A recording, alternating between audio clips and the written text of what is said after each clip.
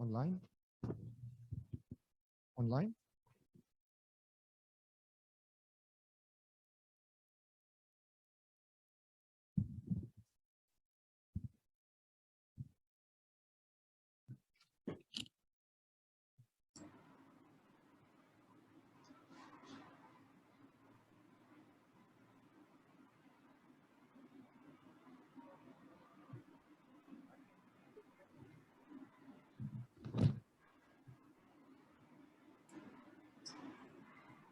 Bismillah ar-Rahman ar-Rahim.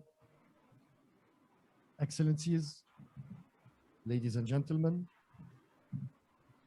on behalf of the Government of Egypt, European Union, and all organizers and our host, the Arab Academy, it gives us great pleasure to welcome you here today with us in blending BSOs and incubator support, where we're merging for the first time between ENI regional projects and ENI cross-border cooperation projects in the field of business support organizations development, as well as incubators and startup for innovation, startups, and SMEs.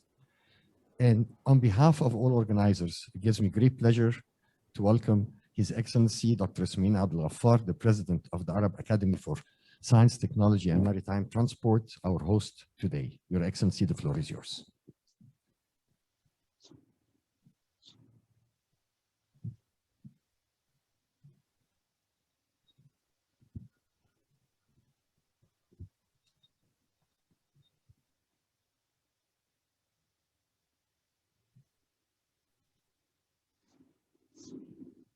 Bismillah ar-Rahman ar-Rahim. Excellencies, ladies and gentlemen, اسمحوا لي في البداية يعني I'd like to welcome you all to our smart campus in Smart Village. I'd like to welcome you all and wish you all the best. Ramadan Kareem, كل سنة وانتم طيبين و hopefully إن شاء الله عيد سعيد. Excellencies, ladies and gentlemen, it gives me great pleasure to welcome you today to the Smart Village campus of the Arab Academy for Science, Technology, and Maritime Transport. Since the establishment of the Arab Academy for Science, Technology, and Maritime Transport in 1972, we have been established as one of the specialized organizations of the League of Arab States. The Academy, since that time, has been regionally active in various fields of education, training, scientific research, and community services through our various entities. We have been keen in investing in human capital, not only in our students, professors, researchers, but we extending to building and supporting the Egyptian and Arab entrepreneurship ecosystem through programs that are carefully designed to help entrepreneurs and startups. These programs and initiatives aim at linking entrepreneurs to the market needs, which contributes to regional sustainable socio-economic development and creating an increased number of quality jobs. To that end, we established our Entrepreneurship Center in 2015 with the objectives of empowering youth to drive the realization of sustainable economic growth throughout the whole region, with the vision to be the hub that empowers youth, support innovators, startups, and business throughout the region. In that regards, the center has implemented a wide range of programs and activities aimed at supporting entrepreneurs at their different stages of development, starting from raising awareness through boot camps to incubation and acceleration tailored programs for startups, as well as competitions to select the best innovative ideas, such as the Entrepreneurship Rally competition in its 2 editions, the Egyptian Rally and the Arab Rally. And it gives me great pleasure to announce that in partnership with CEEBA and ASCAME AME and BSOMED. With the support of the 4 projects, we shall launch the Euro-Mediterranean Entrepreneurship Rally competition. Excellencies, ladies and gentlemen, allow me to brief you some of our success stories. The launch of Mashriq Tourism Incubator in partnership with Ruwad 2030, an initiative of the Egyptian Ministry of Planning. It is the first tourism incubator in Egypt and the whole region. Second, the launch of the Supply Chain Incubator, the first of its kind in the region, where the second cycle will be supported by the Egyptian Academy of Scientific Research. Third, the establishment of Masar Agribusiness Incubator at Arab Academy Science Technology Campus or branch in Aswan, in cooperation with Inroute Development and Dorso Foundation.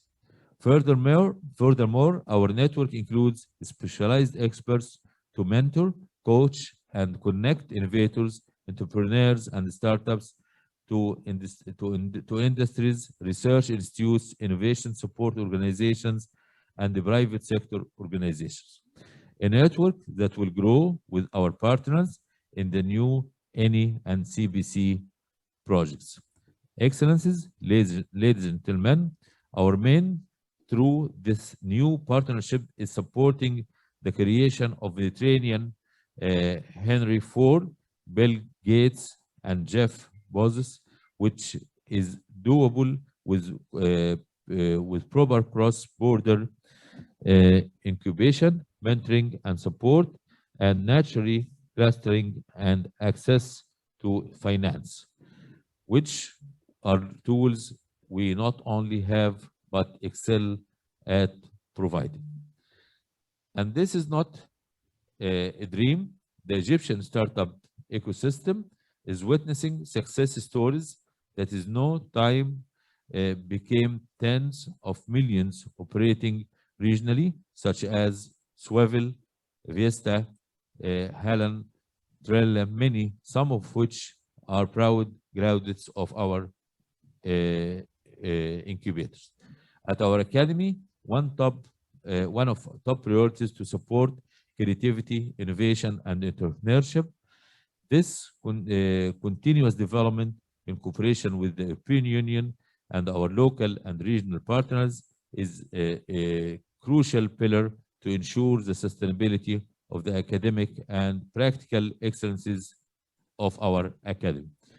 Last but not least, I'd like to thank their excellencies, the ministers, ambassadors, the heads of regional organizations, and Euro-Mediterranean partners for being with us today. Thank you very much and hope you all the best and stay safe. Thank you.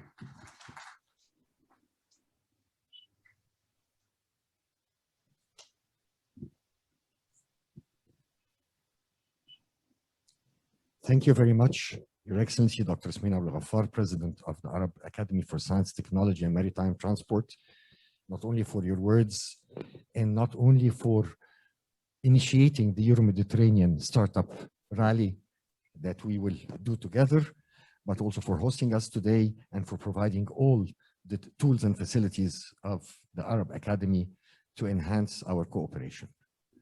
And this cooperation is not only public-private, but public, quasi, and regional.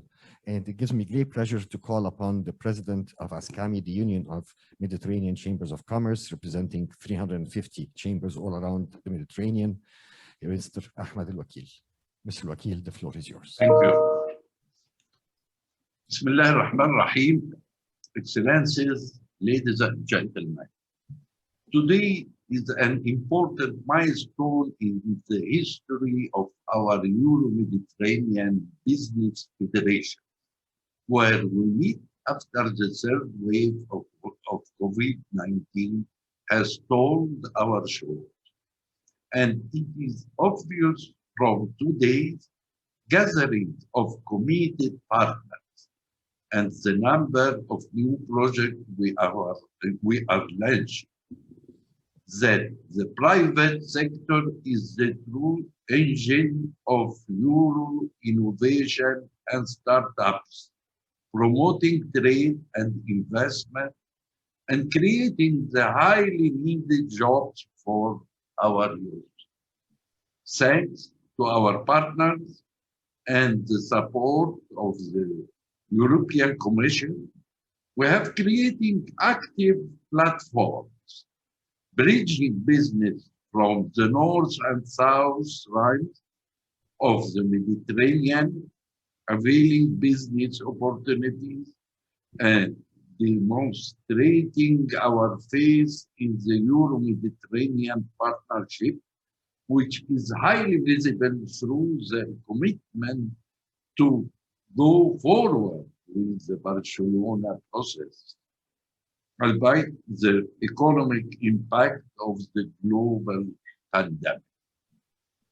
Today, through our new projects, we are bridging our Mediterranean, bridging the technological divide, bridging the funding divide, bridging the economic divide, and bridging the gender divide, all of which will never be achieved without bridging business, upgrading business, support organization, creating world-class incubators, and supporting innovation and startups.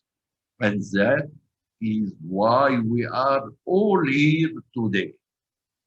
Excellencies, ladies and gentlemen, the European Union and the Southern Mediterranean are not competitors. They do complement each other with a huge updated potential. The EU has the market, the technologies, and the know-how. The South has the highly needed young, skilled, innovative labor, production, inputs, and most important, ever-growing markets. Together, we are stronger. Together, we can cooperate and compete globally. Excellencies, ladies and gentlemen, we have missed several trains on the track of Euro-Mediterranean cooperation with the business community. Cannot wait on the platform any longer.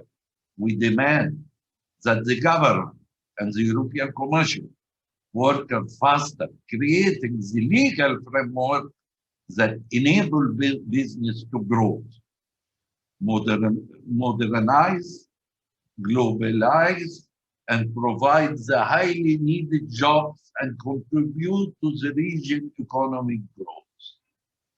Last but not least, I wish to express my gratitude to our partners who are here today, the creator of wealth and engine of growth. Today, let us think a lot, speak slowly, but act quickly. Thank you. Thank you very much, President Al-Wakil. And before we go to our next speaker, Dr. Smina Al-Ghaffar would like to acknowledge the presence of Her Excellency. يعني حقيقي I am very happy and very pleased and very honored that we have Her Excellency Minister Naveen Gama. I'd like to welcome her and thank her very much for giving us her time and this opportunity.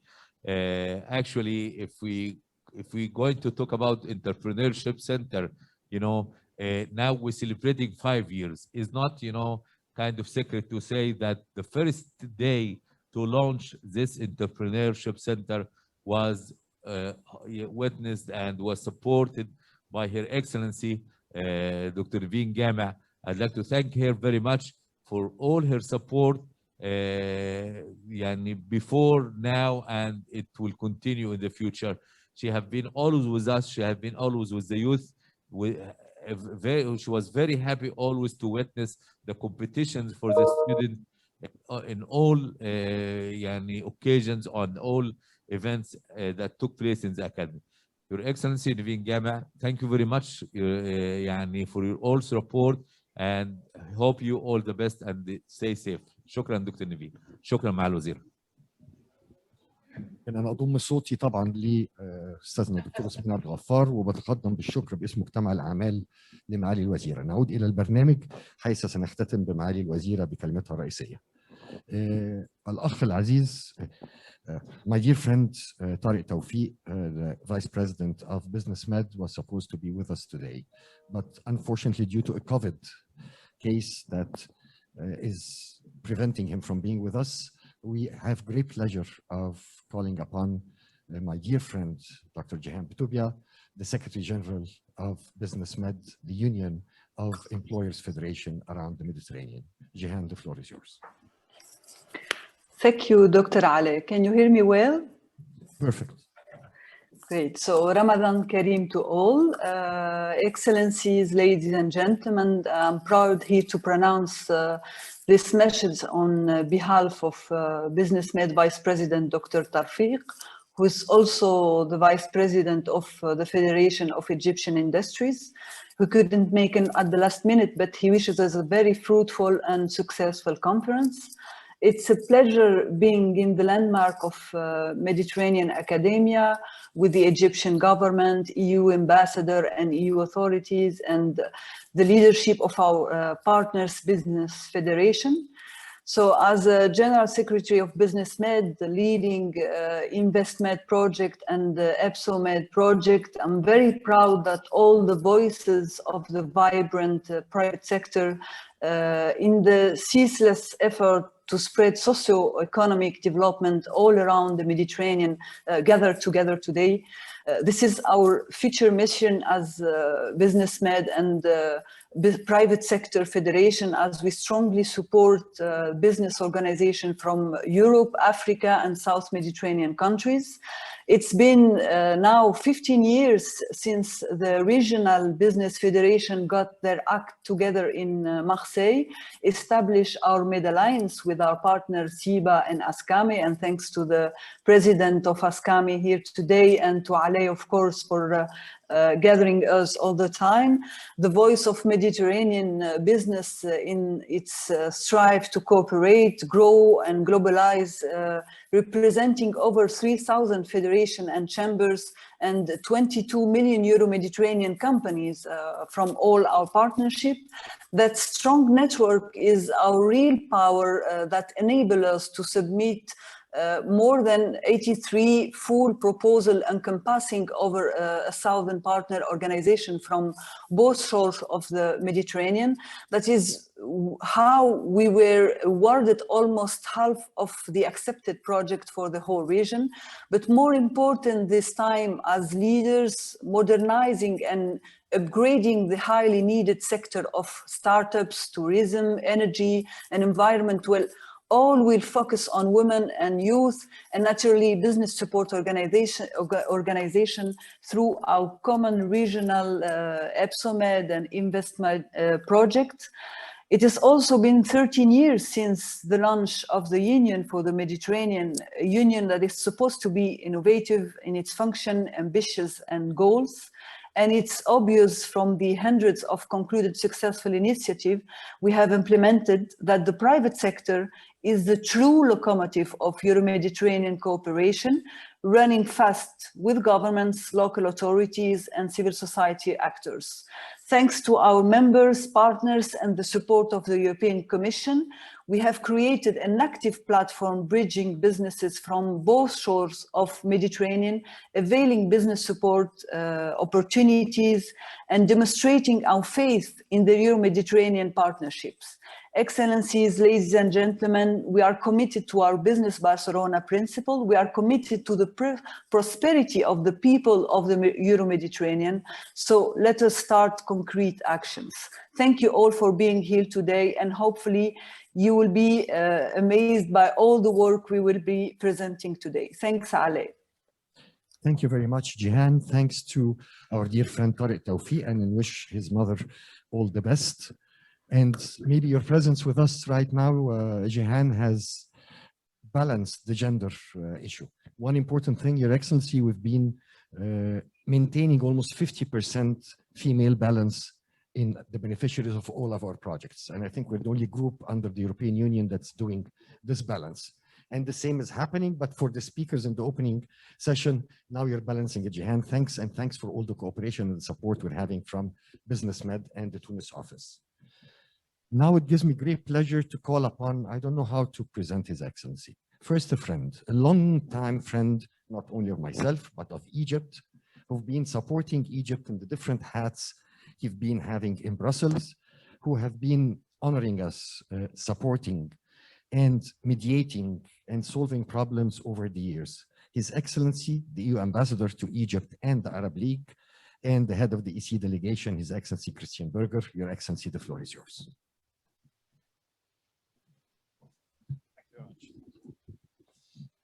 Thank you. It's a great pleasure being here this morning, and sorry that I had to step out, but we were talking to young kids about the importance of the water sector in Egypt. So this was for me also very important to do this morning.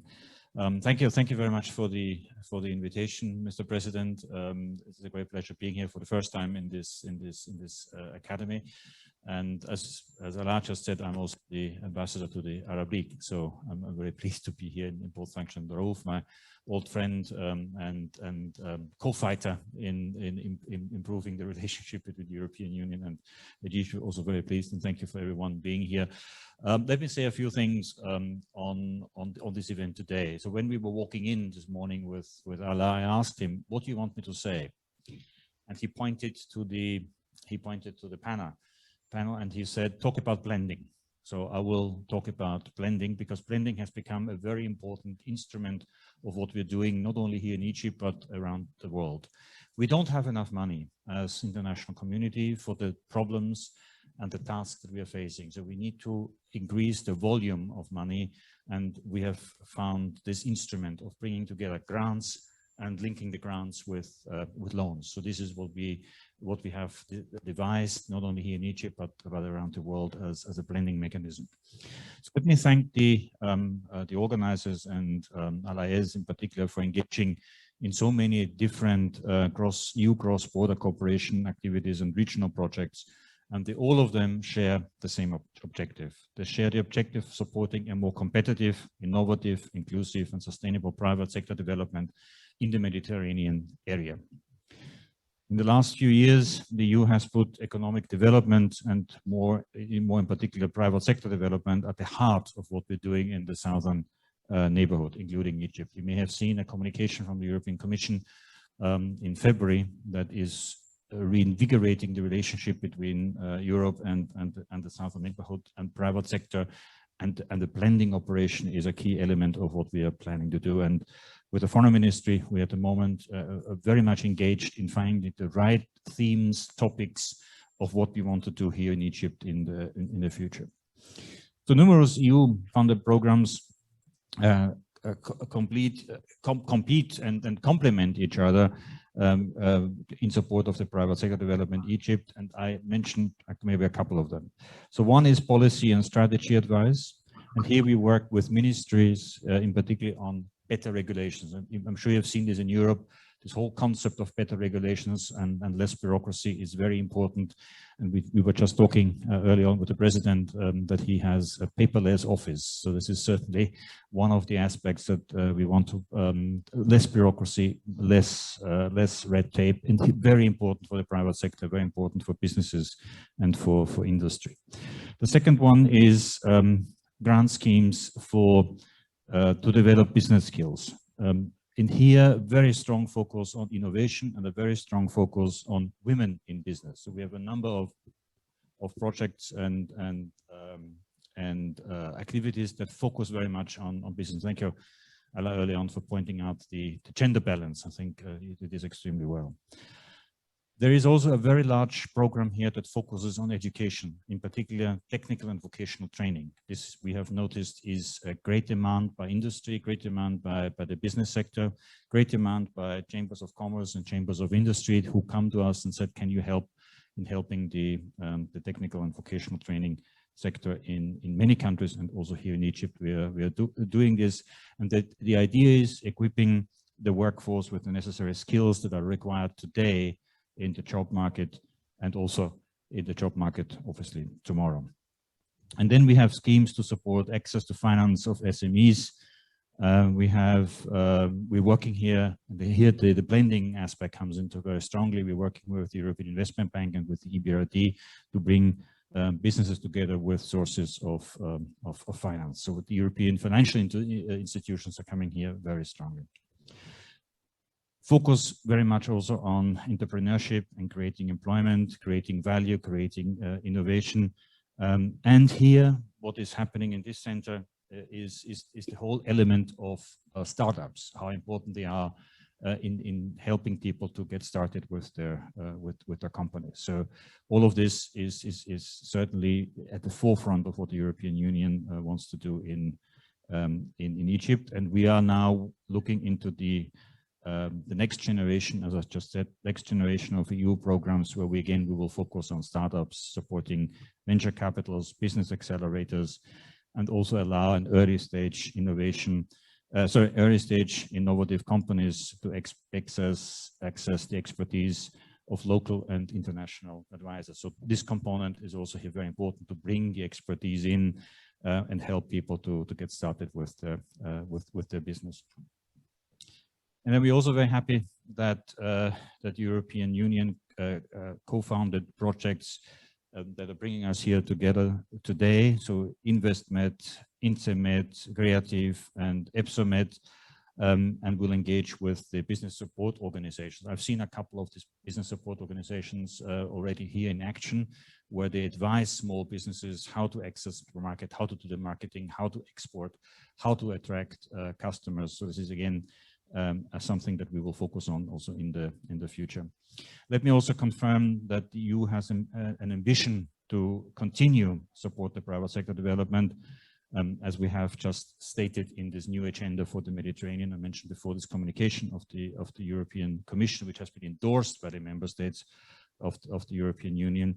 And here, support to the private sector development and SMEs is included under one of the top priorities, and that is to strengthen resilience, build prosperity, and seize the digital transition. Here, I want to finish on two thoughts, and that has to do with the current pandemic with COVID, and we're all sitting here with masks, and I think it shows that we all somehow we have to deal with this. But there are not only challenges, there are also opportunities. So we in Europe, we have come up with two ideas. One on the Green Deal, meaning we want to make our economies greener, and we want our economies to deal better with environmental challenges or reduce environmental challenges.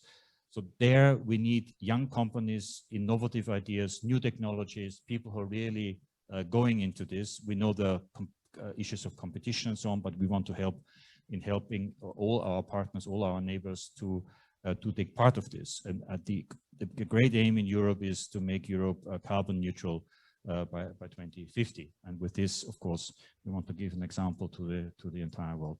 The second one is the digitalization of the economy. Again, this meeting right now is a hybrid meeting. So we are sitting here, but we also have many people online. This is already one of the signs of things to come, that far more activities will be online, will be in a digital way. And again, we need young people, we need young companies, startup companies to look into this, how best we can do this. So with this, I would like to finish. Thank you very much for the invitation.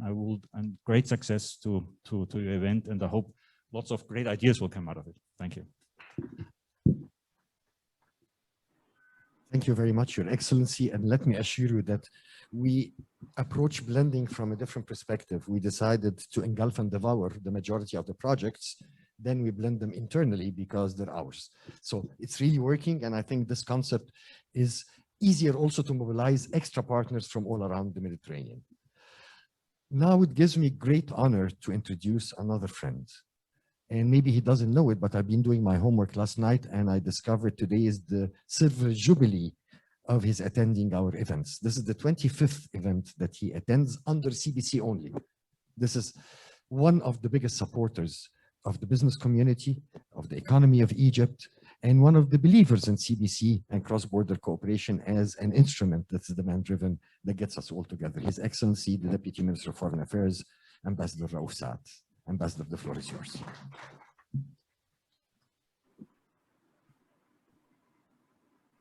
Good afternoon and happy Ramadan. Well, I think I'm the only one that doesn't have a text, which I prefer when I have a real serious interest in a subject. You know, I don't use texts, but I have another advantage that my mask is much better than others because at least you can see my full face. So, but let me start by thanking His Excellency Dr. Abafar for hosting this very important event. And being here, you know, in the smart village, you know, it's a source of pride for me as an Egyptian and for all Egyptians as a valley of high-tech R&D and technology. So it is, to me, it's a very special pleasure to be with you here. Well, I have been working with this CBC for the last 7 years. Not as only as an official, but in fact, you know, as a partner to this program, and as my friend. By the way, my Christian, don't ever mention that I'm old friend. I'm not old, all right? So I'm just friend.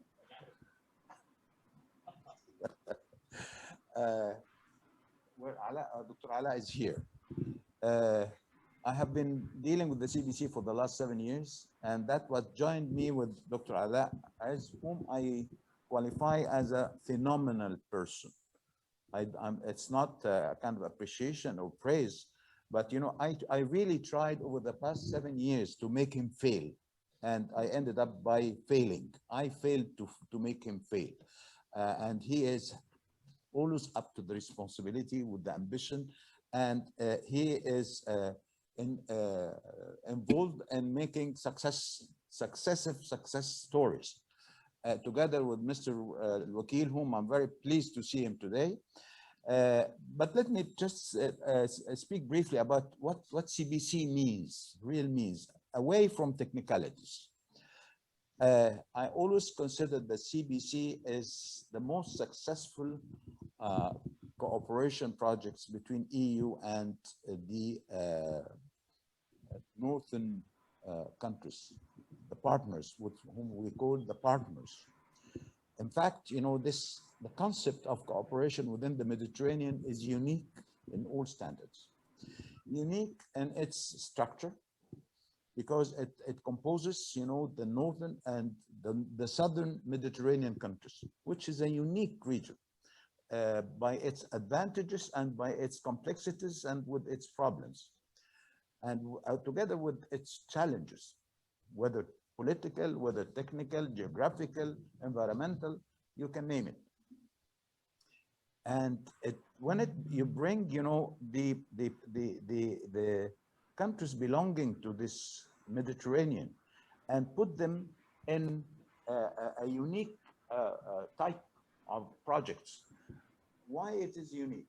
It's unique because it's managed in a very special way. It's being managed on the governmental level by the Ministry of Foreign Affairs and the Ministry of International Cooperation, and on the private, you know, by Dr. Ala Lez and Federation of Commerce, and you know, for this the position of the Mediterranean cooperation, in a very well-calculated type of cooperation. Second, that it is special in the quality of its partners, because it combines from universities, governments, research centers, to very special people, the beneficiaries, very special, who find, you know, their partners either on the southern or the northern part of the Mediterranean. What is interesting, and that is, I think it's an observation that has to be taken into consideration, politically, because within this program, the adversaries get into cooperation in one project. I need not to name. Adversaries are many in this region, but that's the uniqueness and the beauty of the CBC, that it involves, beneficiaries, including the adversaries. So that would be the true interpretation of what we mean by people to people. There is no other program of cooperation between the EU and its partners which is targeting people-to-people cooperation. Whether you are talking about culture, agriculture, industry, artisanat, I mean, you can name any kind of projects, you will find it there. I think yesterday we had a meeting with the task force, which is managed by the Minister, excuse me, by the Minister of Foreign Affairs. And there is something I recommended. I'm pleased that Ambassador Berger is here just to listen to what I have been strongly recommending. We have to distinguish between being ambition and overexpanding. Why I'm saying that? Because now we are engaged in new arrangements that would involve the European Commission,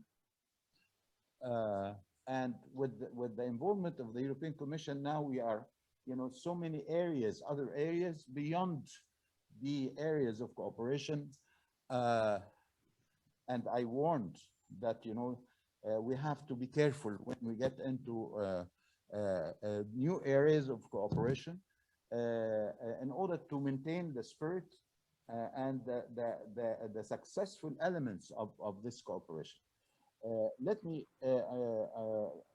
conclude by saying that I have been and will continue to be always proud of being part of this program, and with having partners like Dr. Wakil and Dr. Ala, and now I think with the presence of Her Excellency Minister Gama, I'm very pleased because the CBC, the SMEs are really part of this program. Let me conclude by something really I consider very important, that the CBC now is involved in areas of the future. I think Ambassador Berger had just referred to the Green Deal.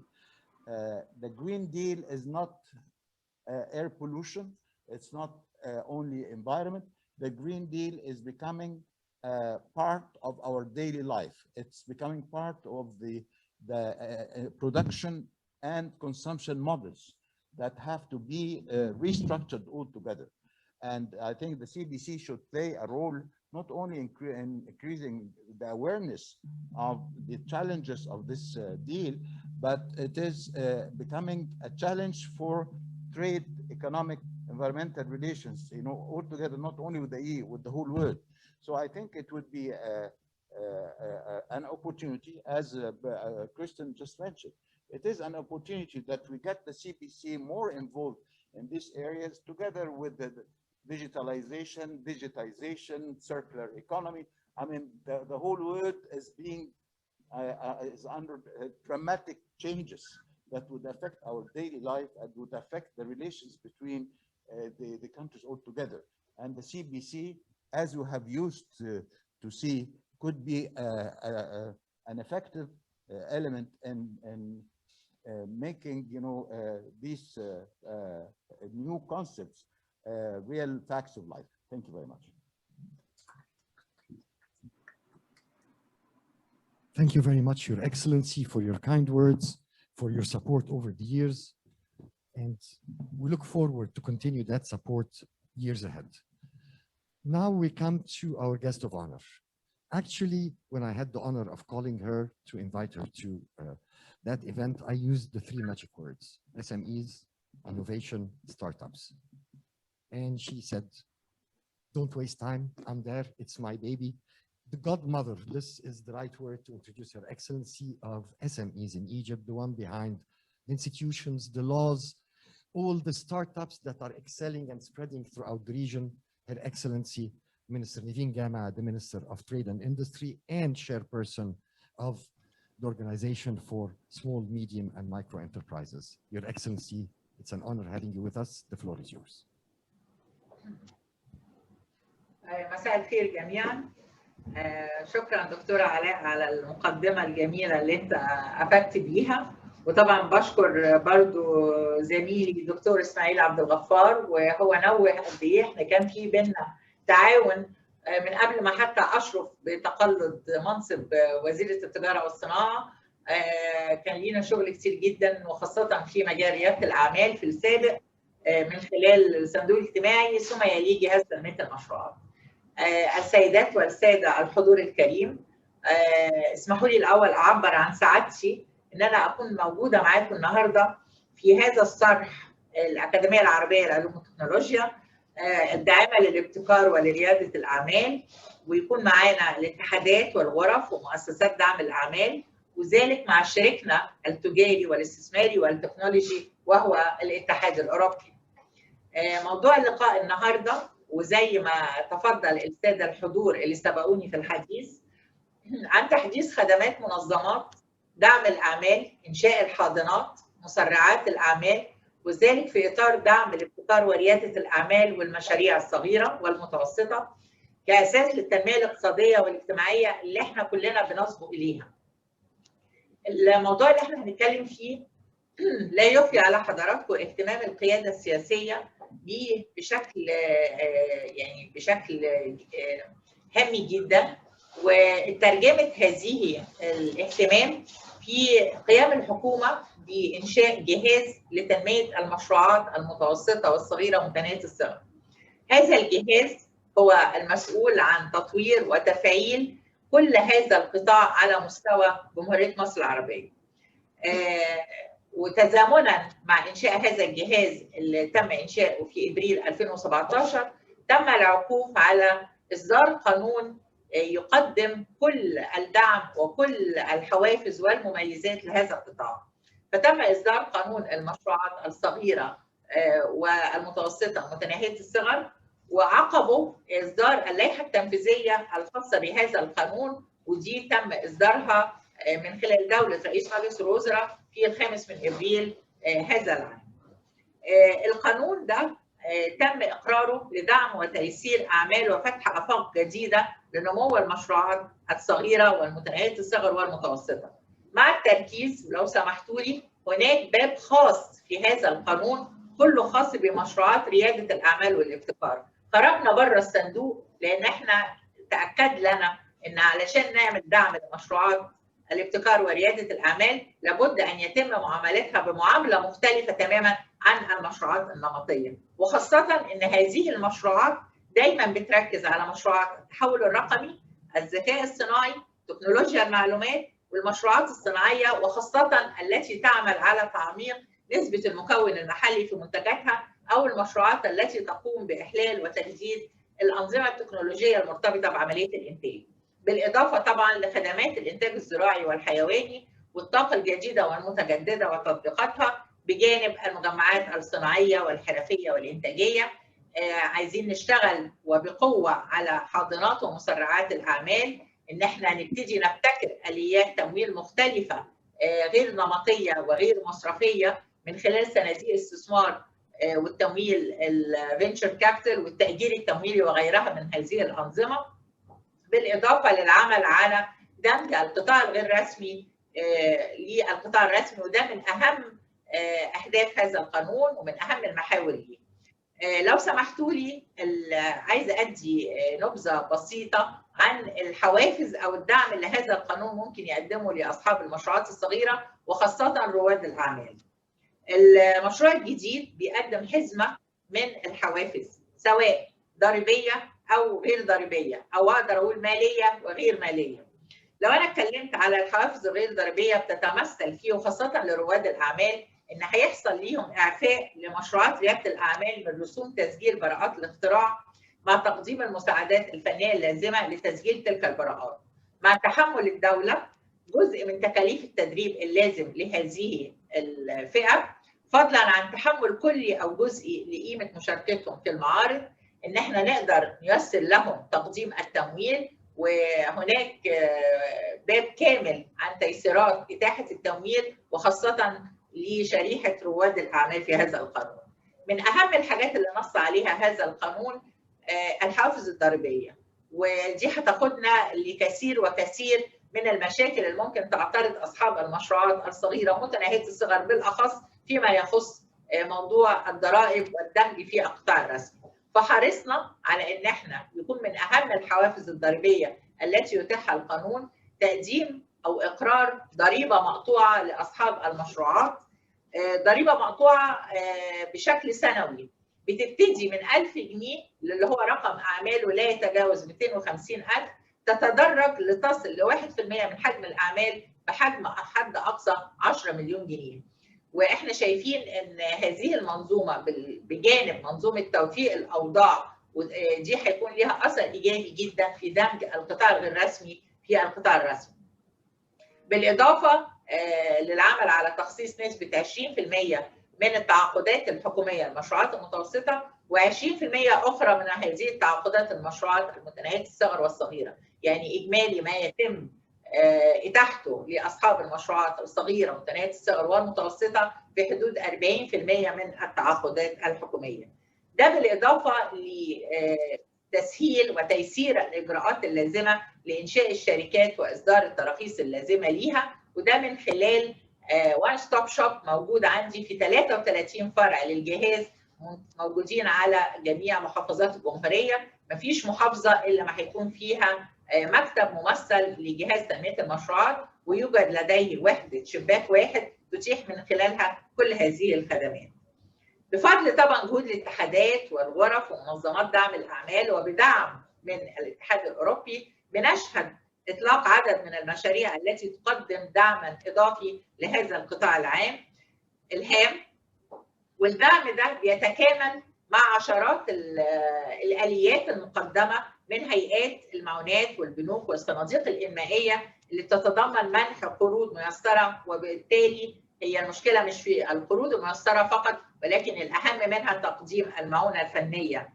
ده طبعا بالاضافه للمبادرات التي بيطلقها البنك المركزي لتقديم تمويل ميسر بفائده مخفضه، وبجانب هذا لازم تصحبها اجراءات ميسره لهذا القطاع. ما نراه اليوم من مزج بين عدد من المشاريع التي تتكامل لتقديم حزمه اكبر من الخدمات هو الطريق الصحيح الى الامام لنا جميعا، في اطار شراكه ما بين الحكومه والقطاع الخاص التي تنتجها الدوله في كافه القطاعات. ختاما، يجب علينا جميعا جاهدين يد بيد من اجل نشر النمو والنماء في كافه ربوع مصر لدعم رياده الاعمال وتوفير فرص العمل اللائقه لشبابنا. سعدت بوجودي معاكم واتشرفت بيكم والف شكر. شكرا. شرف لينا معالي الوزيره، والف شكر على تواجد سعادتك معانا. وانا عارف ان النهارده يوم مشغول جدا بعد اجتماع مجلس الوزراء.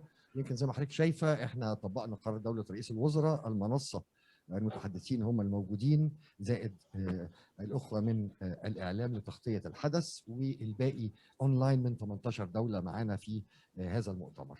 شكرا معالي الوزيره، شكرا للمنصه الكريمه. ونبدا الان في الجلسه الاولى. سوري سويتش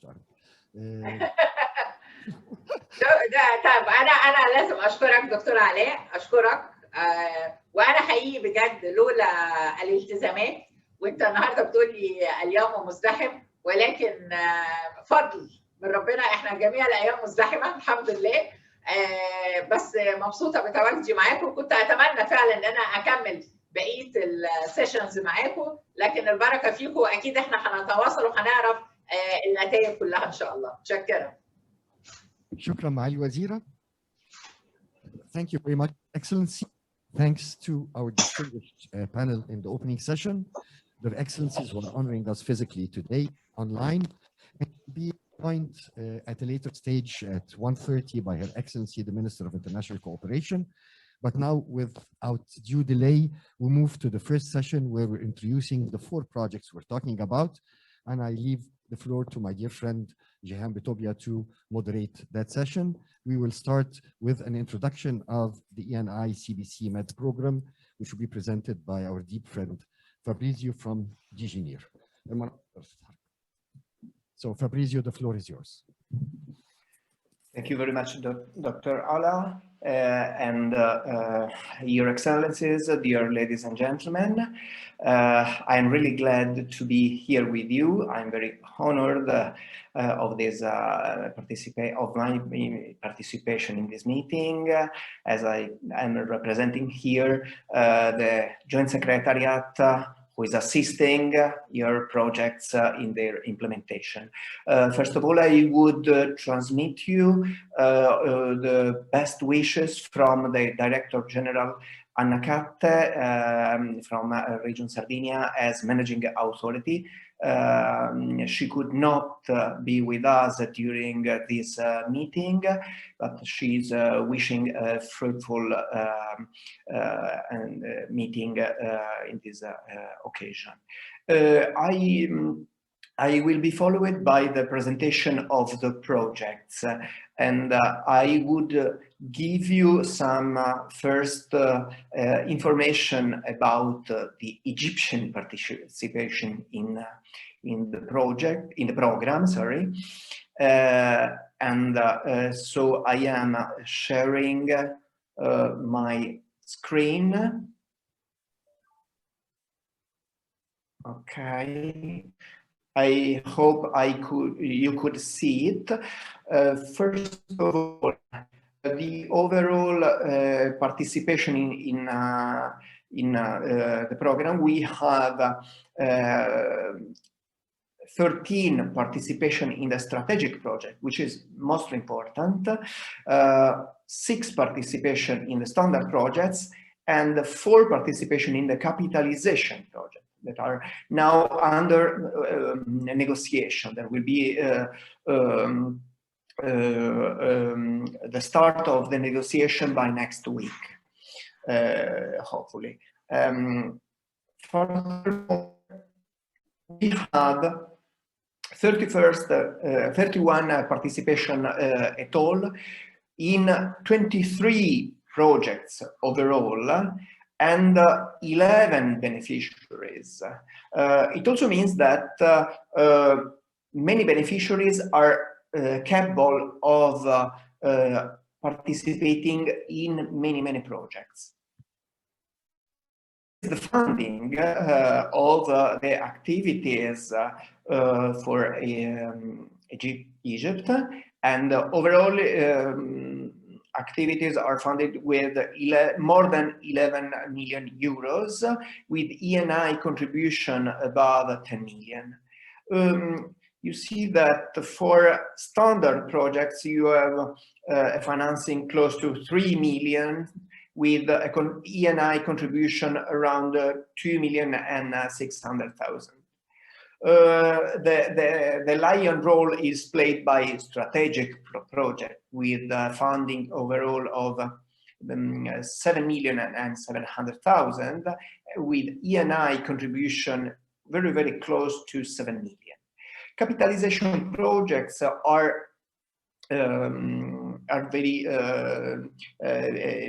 not big actions. Nonetheless, the proposals could be funded with around 600,000 euros. These are some figures. I would add also that most participation from Egypt belong to thematic objective 2 on innovation and thematic objective 1 on small and medium enterprise. It means that the program will support the local economies and the cross-border cooperation, in particular through the support given to economic subjects: small and medium enterprises, startup. So what you are going to do, so what you are already doing will be very, very important for boosting the economies in the eligible territories. And I also think that the representation of projects from ENI such as CRE CTIVE, INTECMED and INVESTMED is very representative of the Egyptian participation in the project. The other two thematic objectives of the program are less than represented, but they are in. Thematic objective 3 on social inclusion and fight against poverty is represented by 5 participations. So beneficiaries in projects attend in 5 occasions, and environmental issues and climate change is represented through 4 participation. So Egypt is very well represented in the program, and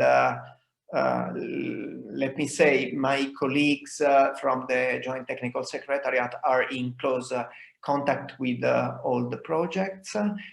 Let me wish you successful meetings, and I give back the floor to Dr. Alaez. Or to Miss Jihan Boutiba in this case, sorry. Thank you, dear Fabrice. Thank you, Fabrizio, for being here and joining us today.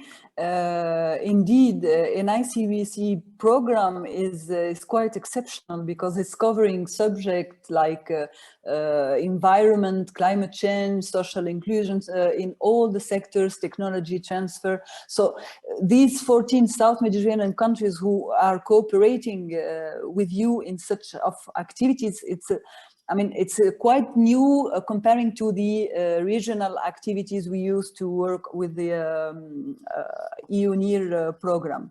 But we are very happy to work on this activity, and I can see that our program managers as Aida, Marco, Valeria are also connected. I don't take more time, and I will leave the floor to the Konstantinos Giotopoulos, who project leaders of INTECMED, to present also a project managed by ENI CBC MED program. Thank you. Konstantinos, the floor is yours. Thank you, Jihen. Let me share my screen. I hope that you are able to see it. Yes, perfectly. Okay, thank you.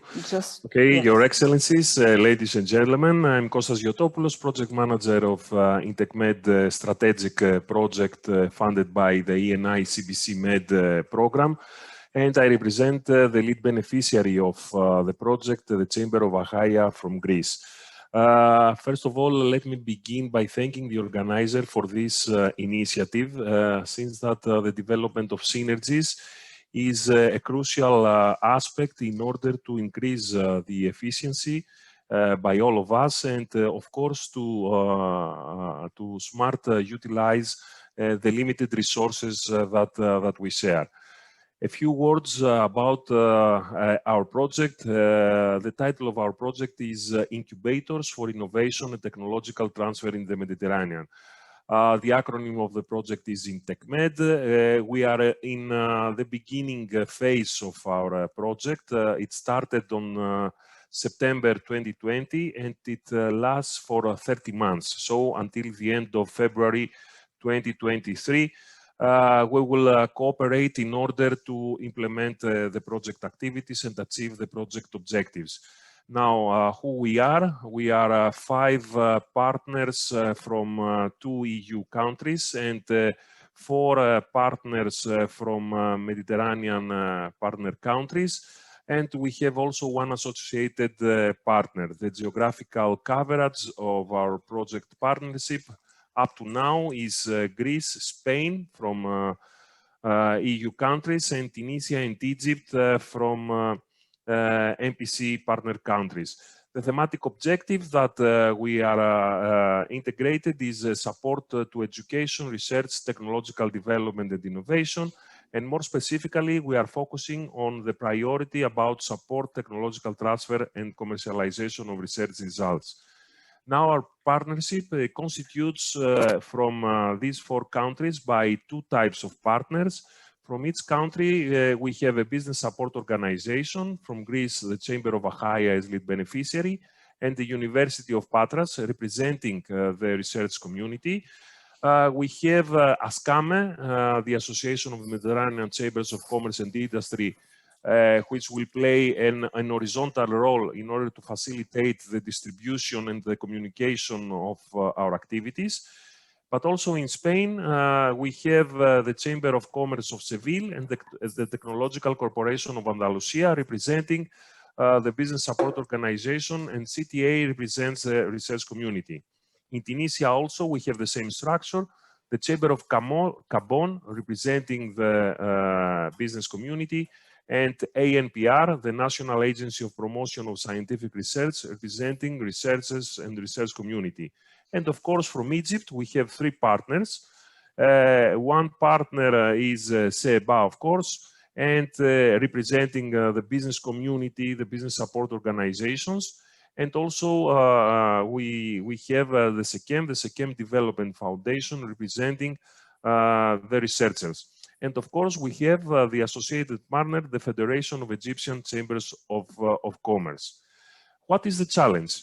As we have noticed in the Mediterranean countries, in the North Shore and in the Southern Shore, we have heterogeneity in terms of innovation capacity and policies. And on the other hand, we have a common challenge. We have to overcome the obstacles of the different actors that work with innovation at local level and try to coordinate their actions in order to find and develop synergies between them and enhance the effectiveness of their activities. So the objective of INTECMED is to develop an ecosystem in the Mediterranean country, an integrated Mediterranean ecosystem that aims to facilitate the technological transfer from the research community to the business community, to commercialize research opportunities, the research results, and of course to strengthen the synergies between research community, industry, the private sector, and citizens. So as a side effect of and the sub-objective of our project is to facilitate the economic sustainability of spin-off enterprises, supporting their internationalization, their extroversion, and their participation in technology transfer exhibitions, and to develop a network of regional innovation facility points. The target groups that we are focusing are organizations belonging to science and research, the people and the organizations that they produce research results. We are focusing to young innovators, but also to SMEs and to institutions, mainly business support organizations, and also representatives of citizenships and potential investors like financial institutions and actors from the industry. The background of the project is the fact that here in the region of Western Greece, we have a close collaboration between the research community from the University of Patras and the Chamber of Achaia, started in 2012, and we are trying to organize the regional ecosystem of the region of Western Greece and to bring together the research community with the productive sector. The idea is to enhance it and to internationalize this idea with the structure that we have already discussed about it. So in each country, we are developing a similar system based on 2 pillars. A first pillar comes from a business support organization like a chamber, and the second pillar comes from the research community. We developed this system in order to bring together the 2 worlds and try to facilitate the commercialization of research results and to bring mature business ideas to a real economic activity. And of course, we want to expand our activities not only in the partner countries of the project, and this is the key role of ASCAME, which will facilitate the communication and transfer of the overall methodology to the entire Mediterranean. Now, how we are going to do it? We have 5 work packages. The most important key work packages are work package 3, which is the design of our system. In work package 4, we are going to experiment and implement what we design in work package 3. And in work package 5, we capitalize and we develop a sustainability program of the results that we are going to produce. So in work package 3, we design a business-ready innovation mechanism that is a toolbox of different activities. The most important activity here is the regional innovation facility points and the mentorship programs. We are going to train young innovators in order to commercialize their research results. And in work package 4, we are going to implement, to pilot, utilize this mechanism into 4 different countries, in Greece, Spain, Tunisia, and Egypt. And we are going to experiment with real business ideas and to offer the possibility in 12 young innovators from the 4 countries, 48 in total, to experiment with their business ideas, and at the end of the experimentation, to finance services in 12 out of these 48 participants. So we are going to have sub-grants in order to further promote the establishment of the startups. And in work package 5, we want to capitalize and to give the sustainability features for the future.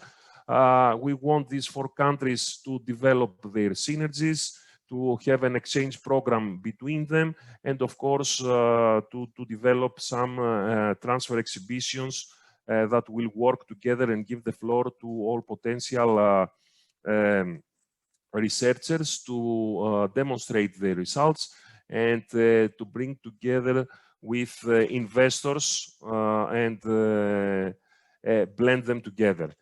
Now, the key results are that we are going to train 48 potential entrepreneurs coming from the research community, 12 in Greece, in Spain, in Tunisia, and in Egypt. At least 4 new spin-offs will be launched in its area, and we hope that we are going to create at least 12 new jobs. So the expected change is that we are going to develop regional innovation strategies at local level in order to give a mechanism that will coordinate all actions of different players in a specific region. We are going to develop mentorship programs, which is really useful, and we are going to utilize them not only within the program, but also after the end of the program. And of course, in the long term, we believe that we are going to increase the innovation capacity of the involved region. And we are going to establish a joint effort in order to give added value to the results that we are going to produce and alleviate cross-border inequalities. So I hope that within a few minutes, I had the opportunity to give you the most basic, let's say, activities of what we are doing and the emphasis on specific activities. Thank you for your time and the opportunity to share what we are doing. Thank you very much, Kostas. And if you permit me, I'll take over for just a few minutes and give back to you. Kostas, it's really always inspiring hearing you talking about our CBC partnerships and our projects. Now it gives me great honor and great pleasure to welcome our keynote speaker, Her Excellency, the Minister of International Cooperation, who first is a long-term friend of the business community, of anything that's related to socioeconomic development, and the one who really transformed the Ministry of International Cooperation into a blending mill for anything that is really productive, conducive, and moving forward. Her Excellency, Dr. Rania Al-Mashat, who is no stranger to CBC, who is no stranger to our activities, who knows how to mobilize the business community to do the good that they should do for the economy. Your Excellency, Dr. Mashat, the floor is yours. Thank you very much, Mr. Aziz, and for your kind words. And of course, it's great to be able to be with you. I wish we could physically join one day, but again, I couldn't be with you in the opening earlier due to a multi-stakeholder platform where we were engaging the private sector with the international community, and the Minister of Petroleum was with us. So apologies for not being able to be in the earlier panel, but nonetheless, I'm very happy to be joining you today. I have a written word that I will read out and then maybe say a few things going forward. So Excellencies, ladies and gentlemen, I'm truly honored to be here today in this gathering to participate in the launching of the important Mediterranean projects that reflect the essence of international development and its contribution to building sustainable development and economic growth. Our Mediterranean is the home of the world's most ancient civilizations, hub for trade, industry, transport, a unique spot for biodiversity, which faces the multitude of common challenges, including climate change, youth employment, social inequality, also recently increased challenges due to the COVID pandemic. The ENI CBC MED program, funded by the European Union in 13 countries with an amount of 209 million euros, is an important initiative that supports sustainable development and helps reduce disparities in the living conditions and standards on both shores of the Mediterranean, and is considered as an important tool for cooperation between our people-to-people cooperation, which is key. And it's key through interaction between public sector, private sector, and civil society.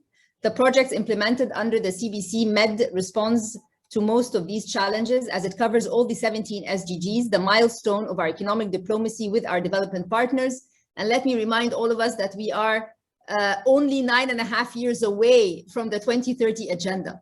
So we have a lot of work to do to be able to fulfill that agenda. Egypt benefited from the CBC program in the period 2014 to 2020 with approximately 23 projects. The active chambers managed to partner in 13 standard, strategic, and capitalization projects in the current program phase and 22 projects in previous phases with their regional Euro-Mediterranean networks, where 3 of the projects are being launched today and blended with other relevant EU ENI regional projects. Personally, I'm no stranger to the CBC projects, as Alaa was mentioning. I did see them in action and witnessed their impact over the past decade as a Minister of Tourism a few years ago and as the Central Bank's sub-governor a few years before. So in addition, this comes within the framework of the Ministry of International Cooperation strategy to promote for a more inclusive, responsive, and open development cooperation strategy, uniting all partners in development, the government, international partners, private sector, and civil society. And let me say here that there's a concept that came to the forefront because of COVID, and that is stakeholder capitalism.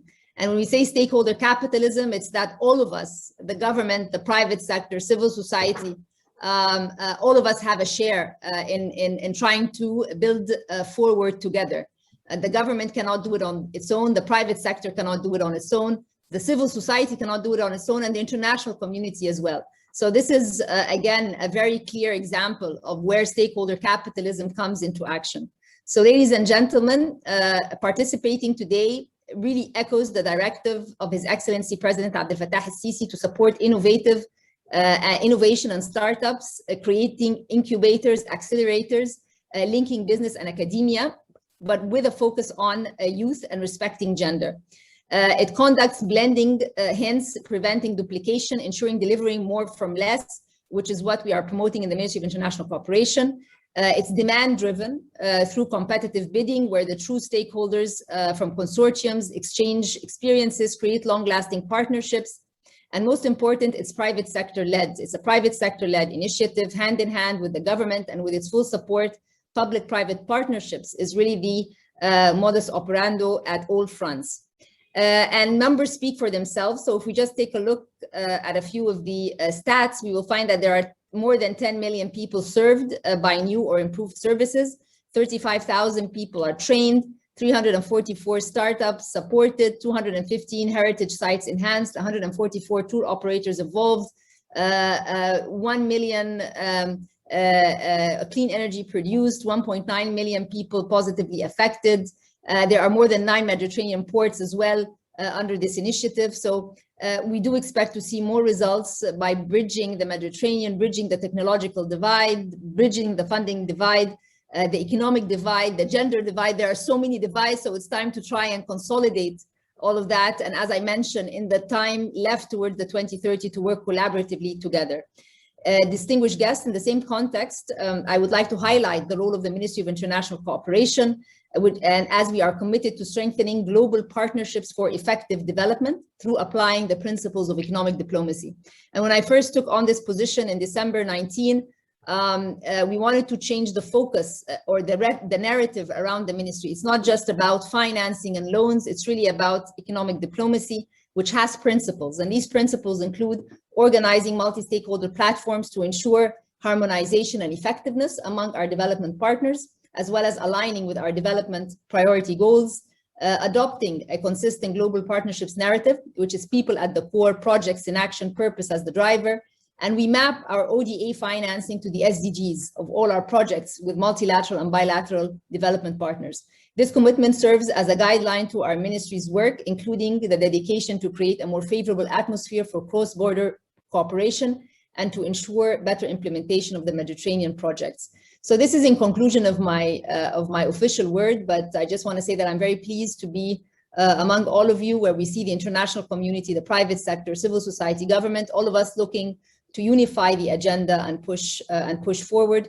I also want to send my regards to Dr. Ismail. I saw him on the screen for a minute, but again, he has been doing fantastic work in the academy, collaborating with the different stakeholders. So, and I had the honor of being in the premise a few years ago. So again, congratulations for this, and honestly, consider us as one of your not just partners, but also key supporters going forward. Thank you very much, and good luck in all the initiatives. شكرا. مع الوزيرة الدكتورة رانيا المشاط، حقيقي يعني أنا very grateful طبعا و thankful جدا for your time إن حضرتك موجودة معانا النهارده. حضرتك نموذج رائع ناجح يا معالي الوزيرة، كلنا بنحبه وكل المصريين كلنا بنزور دايما بإعجاب وبتقدير. يعني أنا حقيقي أنا الدكتورة رانيا يعني لما يعني كانت في وزير للسياحة وشرفتنا وفي الاسكندريه، وكان في ايفنت في الاسكندريه، كانت فعلا يعني قدام ضيوفنا من المملكه العربيه السعوديه ومن كل الدول العربيه. كانت نموذج رائع فعلا للوزيره المصريه اللي فعلا يعني بتدي فعلا قوه وعظمه للمصريين بشكل عام. شكرا معالي الوزيره رانيا المشاط.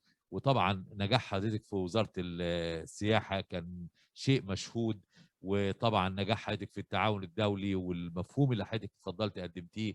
احنا كلنا فخورين بيك يا معالي الوزيره ونسعد طبعا، والشركاء النجاح اكيد لازم يكون الاكاديميا والاكاديميه العربيه تتمنى وتامل دايما انها تكون مع حضرتك في اي حاجه.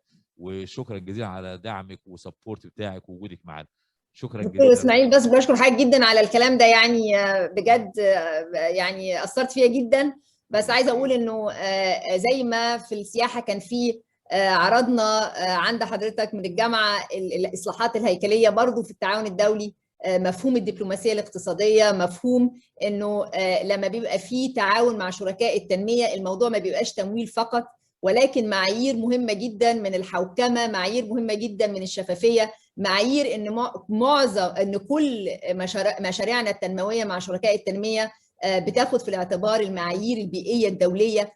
فدي كلها بتبرز قد ايه في اراده وكوميتمنت من الحكومه المصريه في تطبيق كل ما هو دولي بشكل مؤسسي جدا. فان شاء الله تبقى في فرصه نيجي الاكاديميه ونبقى بعد الكورونا يعني في وسط الطلبه ونتكلم، لانه المفهوم بتاع التعاون متعدد الاطراف في الوقت الحالي بيعزز بالرغم من كورونا. التعاون متعدد الاطراف موجود بقوه، ومفيش دوله هتقدر يعني تنجو لوحدها، كلنا مع بعض ان شاء الله للتغلب على التحديات السوشيو ايكونوميك او التحديات الاجتماعيه والاقتصاديه. فبشكر حضرتك جدا يا فندم وبالتوفيق، وبشكركم على دعوتي ان انا القي هذه الكلمه. سعيده جدا جدا. شكرا يا فندم. شكرا بشكر عليكم.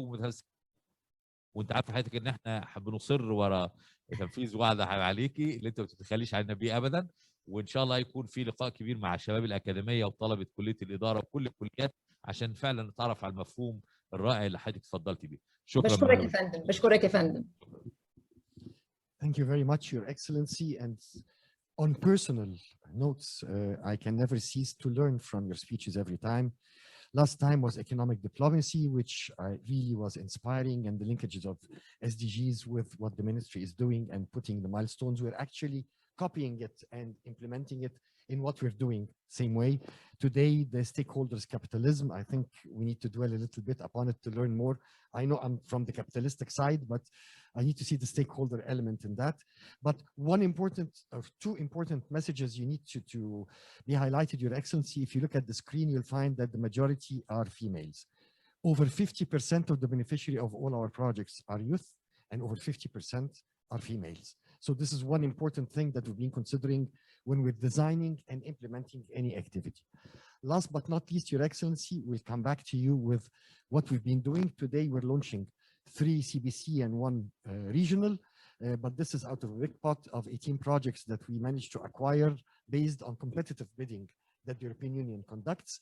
So there is a lot that the stakeholders, civil society, business community will be providing in support of what you're doing, and we focus on blending and merging everything together. Your Excellency, on behalf of all of us, thank you very much, and happy Ramadan, and we look forward to seeing you again soon. Thank you. Thank you very much, Ala. Good luck, everyone. See you soon. Bye. Now we go back to Jehan. Sorry for hijacking your moderation. Now the floor is yours. Thank you, Ali. I think it was worth it to hijack it. You have an excellent minister. You can be very proud of what she was presenting. Actually, she is really a wonderful minister. Yeah, see, I see that. Sorry, Miriam, for hiking your presentation. So I will give back the floor to Miriam Martinez Carbonell, which is the project leader of CRE CTIVE. Miriam, the floor is yours, and it's also a project financed by ENI CBC MED.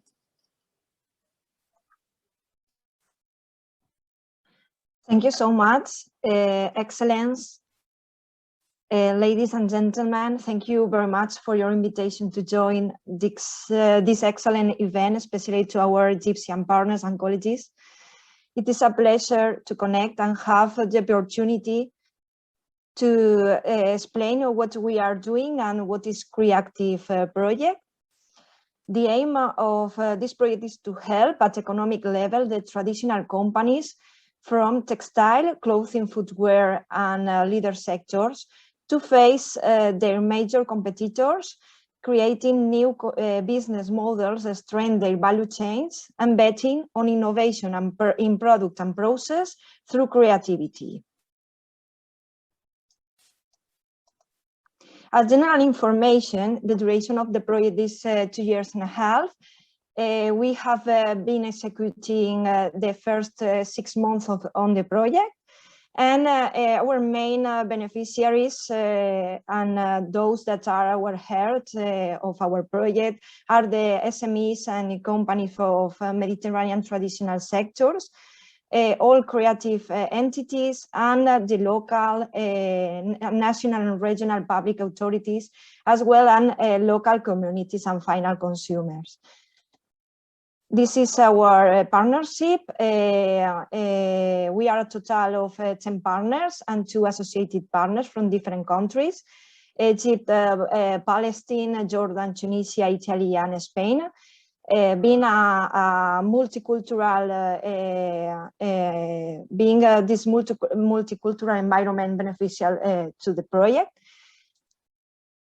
Regarding the distribution of the work, we have a total of 5 work packages defined. We are working now in the work package 3 at technical level.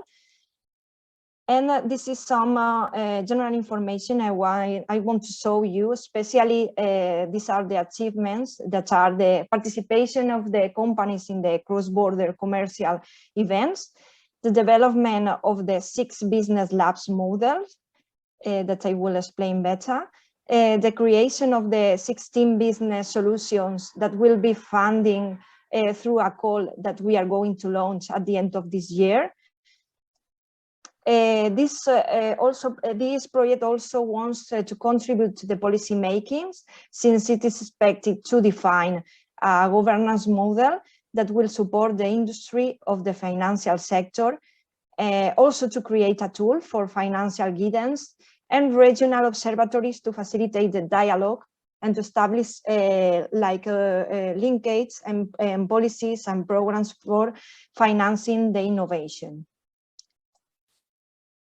What we are doing now, I would like first to briefly mention the background and experience we are involving to the project of CRE CTIVE. First, the TCBL project. The network established in TCBL is being transferred to CRE CTIVE. This is a multi-phase business ecosystem of enterprises, innovation labs, service providers and advisors who are working together to transform the textile and clothing industry. Moreover, through this TCBL project, an online tool called WAVE is going to be used in CRE CTIVE in order to match the artist and creative industries, technologies, and traditional companies. This tool will allow to create new business models in terms of creativity. Apart from this, the call that we are going to launch at the end of this year will use this platform. All interested companies and entities in applying for a sub-grant will be able to submit their proposal through this platform. And announcements to the call will be done during September, October. So please follow our channels to be informed about this. Secondly, from Creative Wear project, different labs were created. The business models developed and created in three of them. The ones created in Valencia, Prato, and Sicily are being used to define those to be established in Egypt, Tunisia, and Palestine, keeping in mind the studies we are doing about the capacities, competencies, necessities, and resources of each country. Finally, I want also to explain the background from two other projects, two Interreg projects, InnovaFi and INVESTMED, that are contributing to the governance, ecosystem, and policymakers development. First, a tool is going to be adapted. It is called MASD, and will allow an in-depth study of financial instruments and an analysis of a company's status and make a strategic reflection on their current situation in order to establish changes in their business strategy to adapt to their new challenge in their sectors. And then another point that will be added to our CRE CTIVE project is the creation of a MED observatory that will be able to improve and establish policies and programs for financing innovation. I want to thank you for your time, but first I want to let note to those young companies from mentioned sectors, the textile, clothing, footwear, and leather, all the startups and creative industry, just follow our social media channels and websites to know more about the call we are going to launch to finance the 16 projects under the Mediterranean area, as well as all the activities we are developing. This is all from my part. Thank you again for your attention, and have a nice day. Thank you very much, Miriam. That was very interesting to have the youth and women emerging this new cultural and creative sector within the Euro-Mediterranean region. And as my knowledge, there is another project also financed by the European Commission, which is called CRE for MED, and it's working in kind of synergy with your project. So that's the importance of having all this project working in synergy. So we should get in contact with you in order to find some merging activity and not to overlap on the project. And this is one of the strongest part of having all these projects in the same, in this same panel, but also on this, under the ENI CBC and the DG financing. So I'll go right back to another project, which is EBSOMED, which is Enhancing Business Support Organization, but this one is financed by the regional DG European Commission, and I'll give the floor to Mr. Marco Conetto.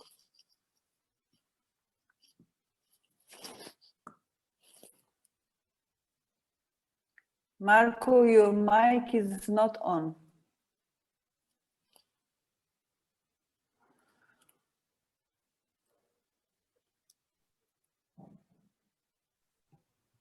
Do you hear me right now?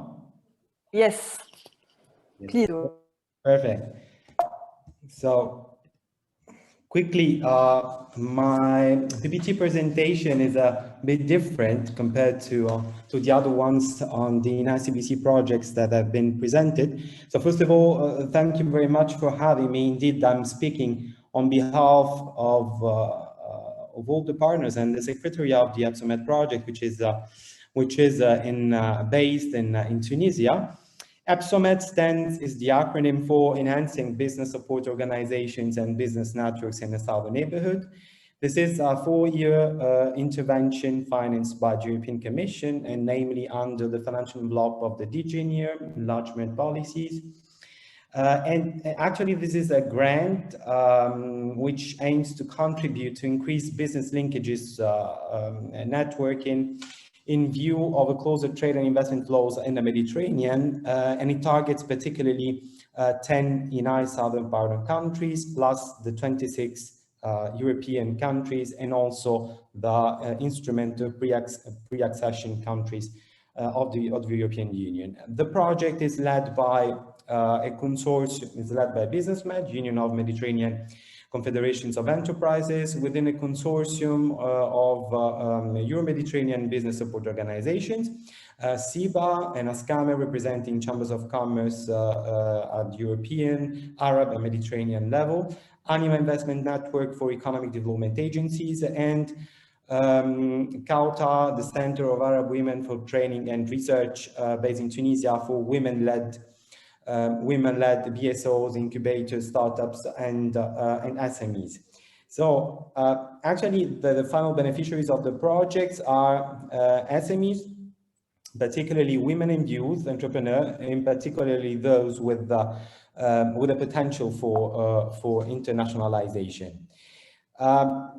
The project is also part of a wider action, actually, which is support to job creation, economic development and inclusiveness of the European Commission, but also is in line with the UFM labor and employment policies and declarations, and also on the industrial cooperation of the Union for the Mediterranean for strengthening synergies and creating strong networks of businesses of all sizes and the organizations which support that development. Let's recall quickly the two specific objectives of the project. The first one is dealing with the improved performance of BSOs and business services in the Mediterranean region.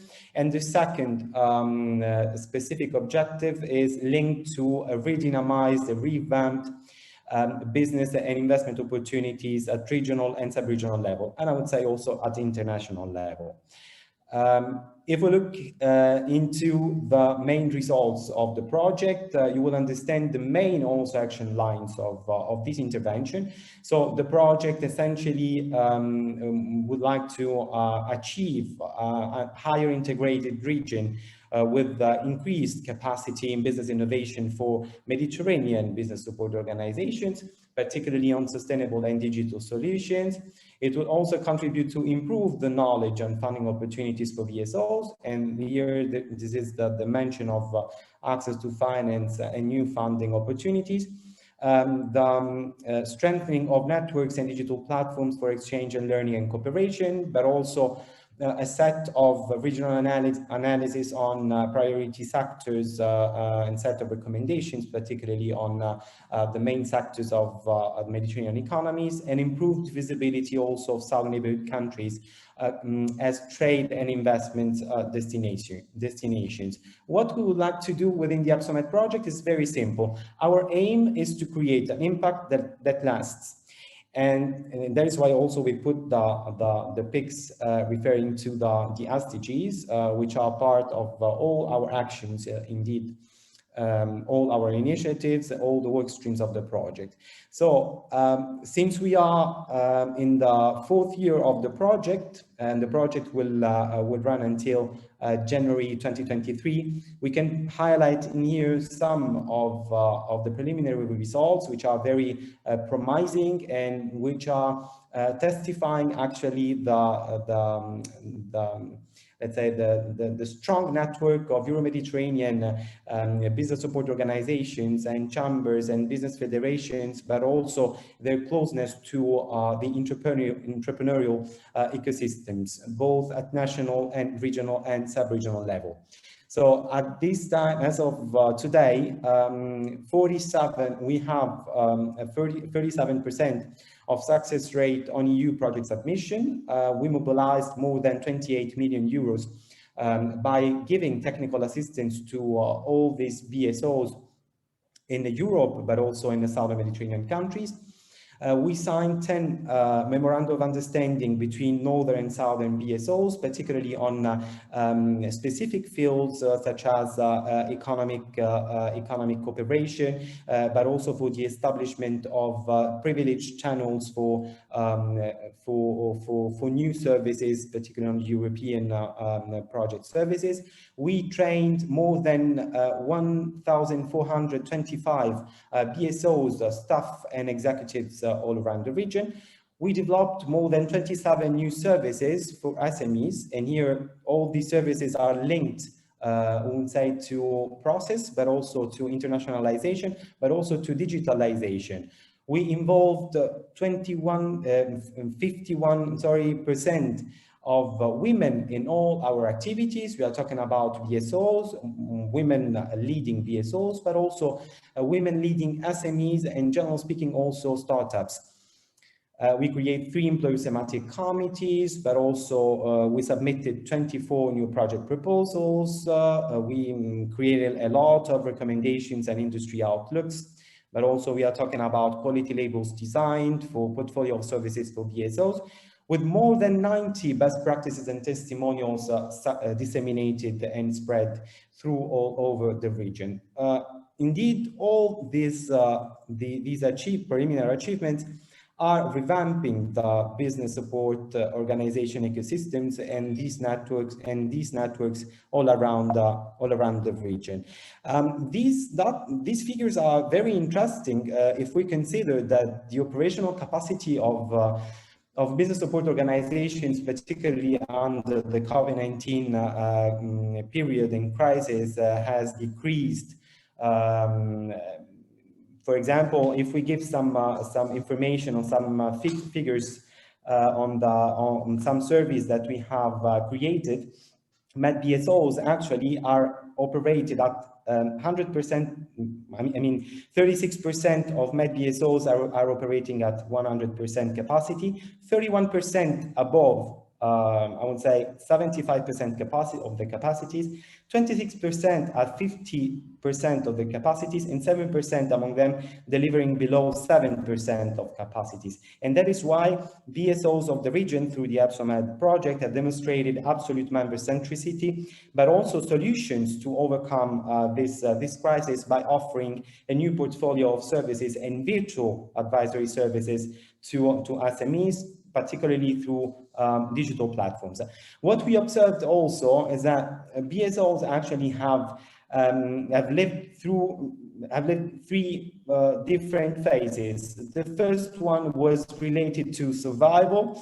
The second one to stabilization, and now we are in the phase of recovery. And MED BSOs right now are actually building rebuilding relationships and revamped relationships nurtured with governments to help drive sustainable and rebooting of national economics and jobs market.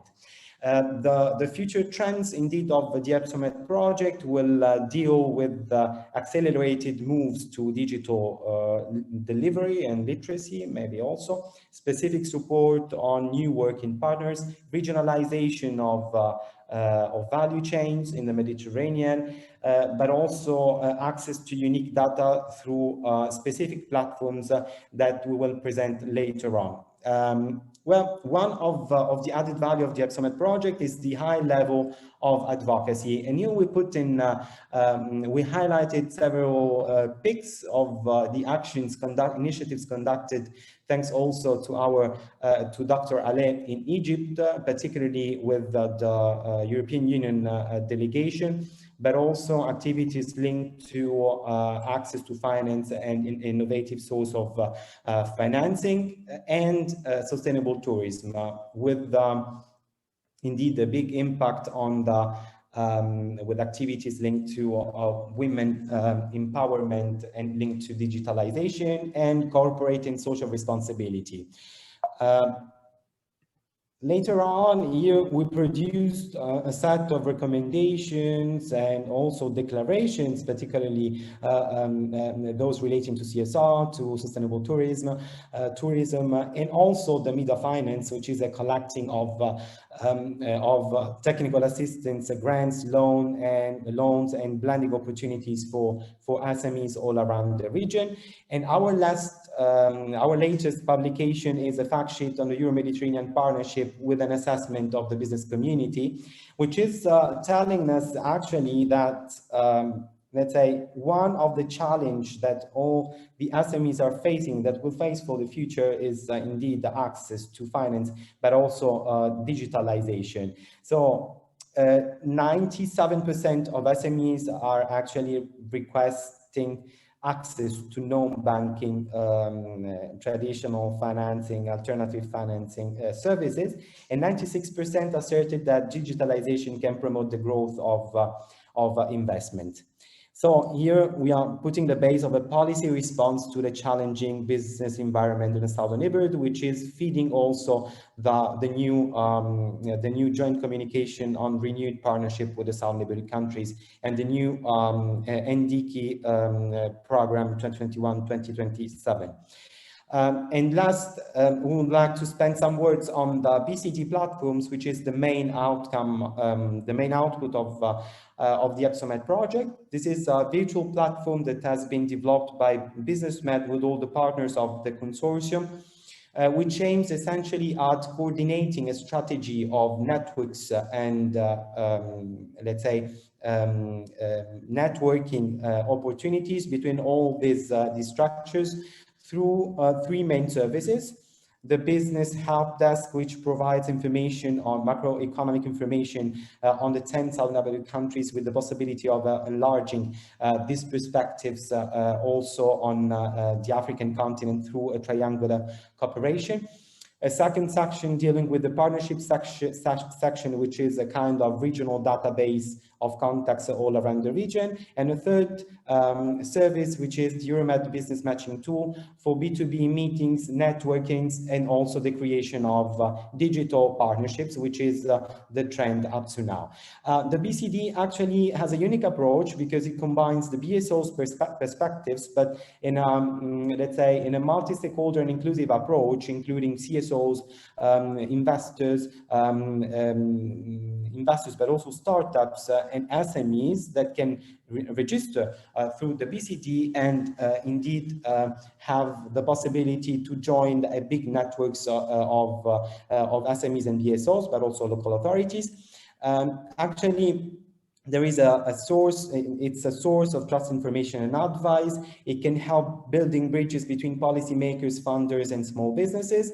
It can help coordinating actions to deliver economic of scales, but also it can deliver services to access to new value chains and diversify markets, and acting with an ecosystem to deploy solutions for resilience and recovery. And all in all, allocating resources for impact that lasts, including the Sustainable Development Goals, but particularly the women empowerment principles and partnerships for the goals, the SDG number 17.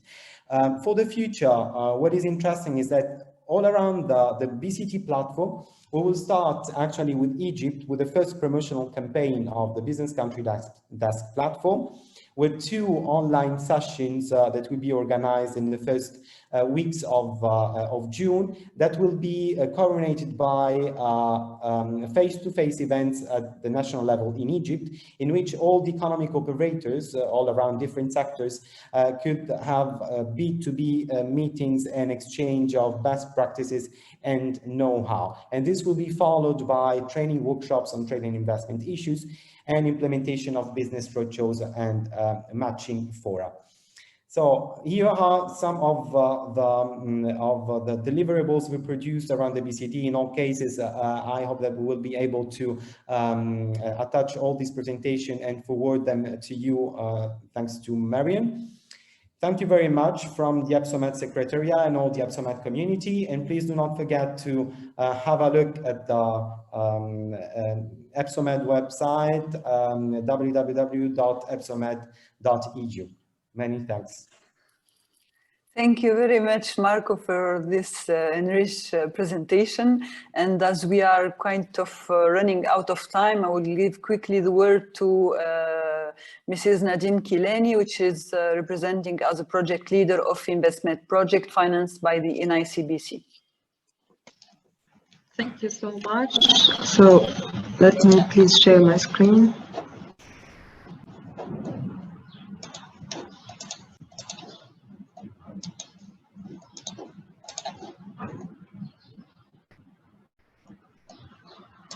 You see the presentation? Okay, so thank you so much for having the INVESTMED project within this interesting event. So I will give a brief presentation of the project, which is still in the inception phase because it has been approved under the strategic call for the ENI CBC MED project. So INVESTMED is led by the Union of Mediterranean Confederations of Enterprises, Businessmed, and implemented by a consortium of different partners. We have the Euro-Mediterranean Economists Associations, the European Institute of the Mediterranean, Institute of Entrepreneurship Development, Beyond Group, CEEBA, the Confederation of Egyptian European Business Associations, the Chamber of Commerce of Spain, Lumsa University, and Romondo. So it's a diversified consortium composed by different actors from the public and private sector, think tanks, universities, Chamber of Commerce, BSOs, and Businessmed, an employer organization. So the project is funded by ENI CBC MED projects under the call for strategic projects, and of a total budget of more than 3 million euros, financed up to 90% by the program. So the project officially started in September 2020 and will end up by mid-March 2023. So INVESTMED is part of 19 projects of ENI CBC MED programs under the thematic objective Business and SMEs Development, and it is financed under the priority startups and recently established enterprises. So the involved countries of the project are Tunisia as the lead beneficiary, Spain, Lebanon, Greece, Italy, and Egypt. So different countries from both shores of the Mediterranean, and the target countries are the southern neighborhood countries, Tunisia, Lebanon, and Egypt. So the project is targeting youth entrepreneurs and women, MSMEs and startups and recently established enterprises, BSOs, which is in this case the incubators, and public authorities. So how these beneficiaries will benefit from the actions of the INVESTMED project. So for the SMEs and startups, they will benefit from training, coaching, and subgranting to grow and become sustainable.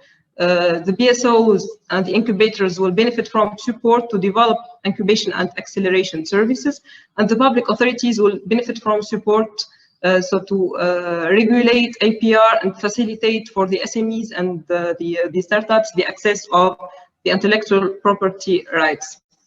So we are targeting cross-cutting priorities and strategic orientations so in the Mediterranean region. So for the target sectors, we identified up to now sectors that are very linked to the SDGs and that are the priority sectors for the region, which are the green economy, blue economy, the cultural and creative economic sectors, and the digital sector, which is a transversal sector throughout all the targeted sectors. So we are also now conducting, as I said, the project is still in the inception phase. So we are going through a mapping phase to identify the subsectors for the which are priorities for the different target countries. So the strategic pillars of the INVESTMED project is to boost sustainable and creative economy in the region through providing environmental benefits in the Mediterranean region. Also to enhance competitiveness through providing training and coaching for the startups and the MSMEs, also involving women and young entrepreneurs so that they become competitive and they can access international markets. So the project is also focusing on encouraging equity by involving young entrepreneurs and women. So here we have the gender mainstream dimension in this project.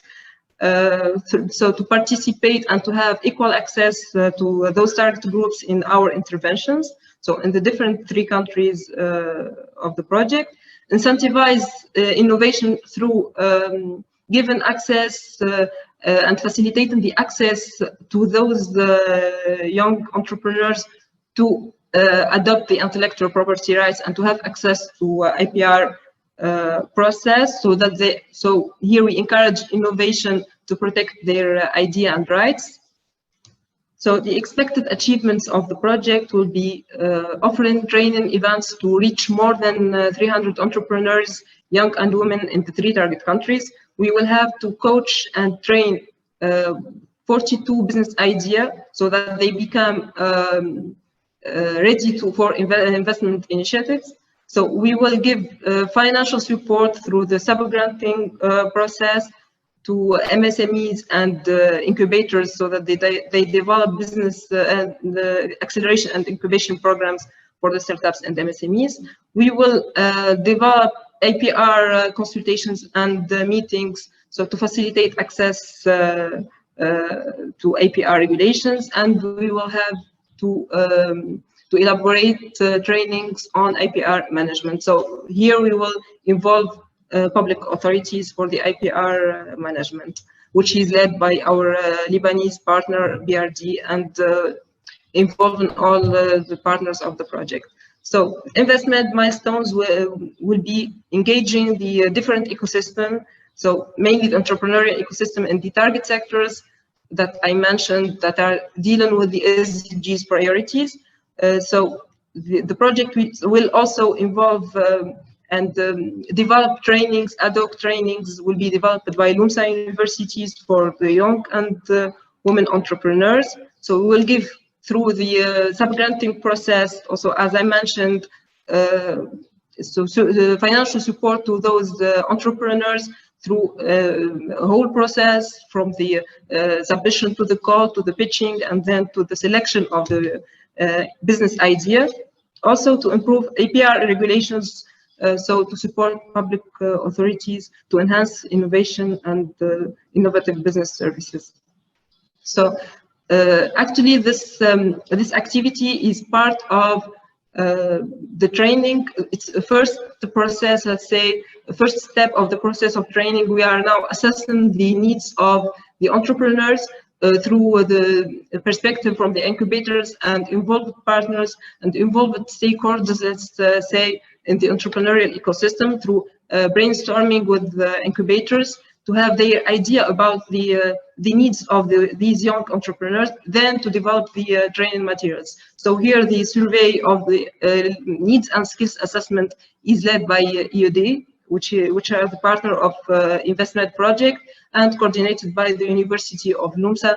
They will provide more details on the process of this phase, the needs and skills assessment. So we already conducted a consultation session in Tunisia and in Lebanon, and we are glad today to be part of the consultation session in Egypt. So here are our, we are active also in different social media. So if you would like to follow our news and our activities in Facebook, Twitter, so our website, which is hosted by ENI CBC, or on Instagram. So here are the social media. Thank you so much.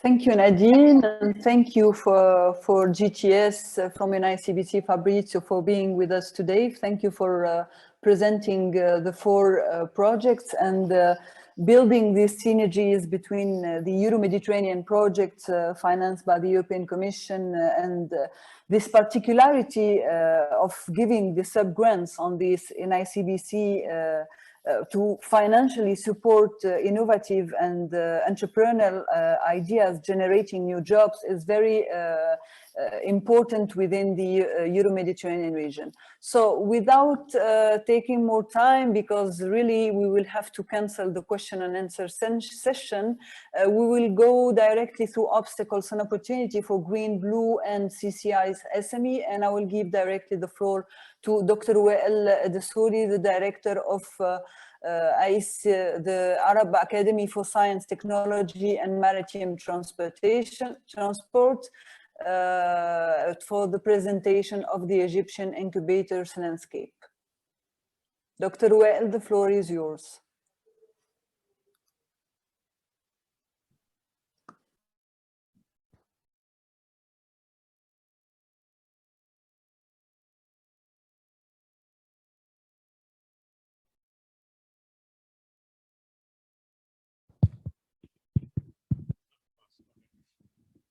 Thank you very much for the presentation and the introduction, and to my colleagues, the last panel and then the panel before actually.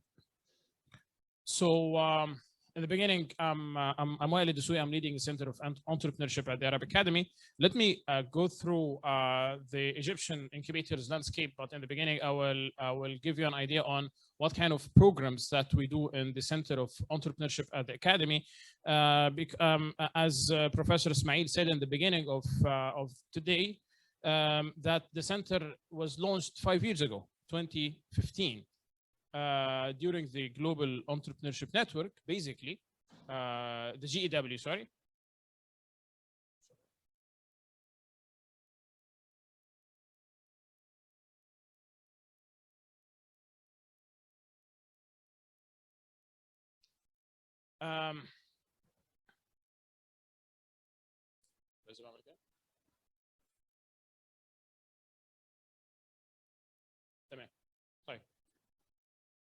And we were celebrating 5 years of entrepreneurship last month in Sharm el-Sheikh. We had different big events. We had the demo day of different incubators from our university, and the closing of one of the biggest competitions that we do in the country and regional as well.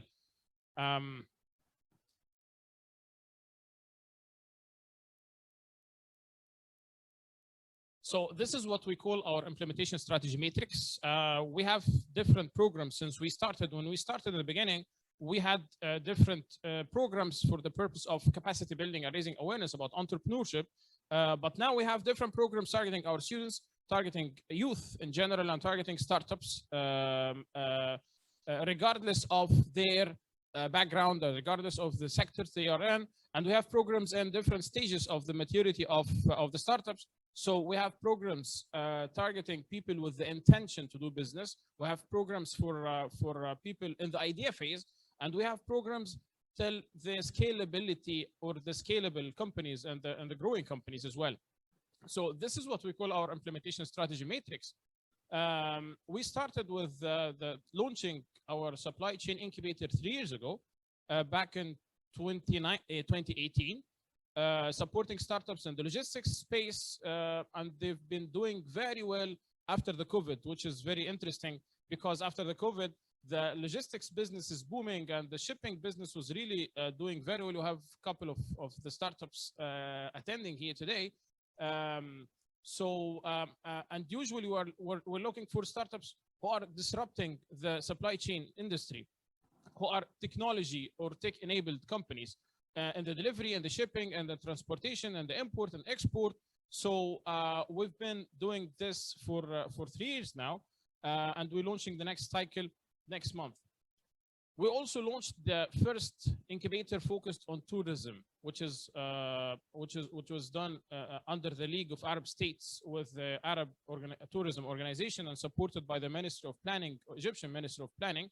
And we also support startups that are disrupting the tourism sector, focused on technologies, using virtual reality, using augmented reality to disrupt the tourism sector in Egypt. As you all know, that Egypt is one of the top countries when it comes to tourism.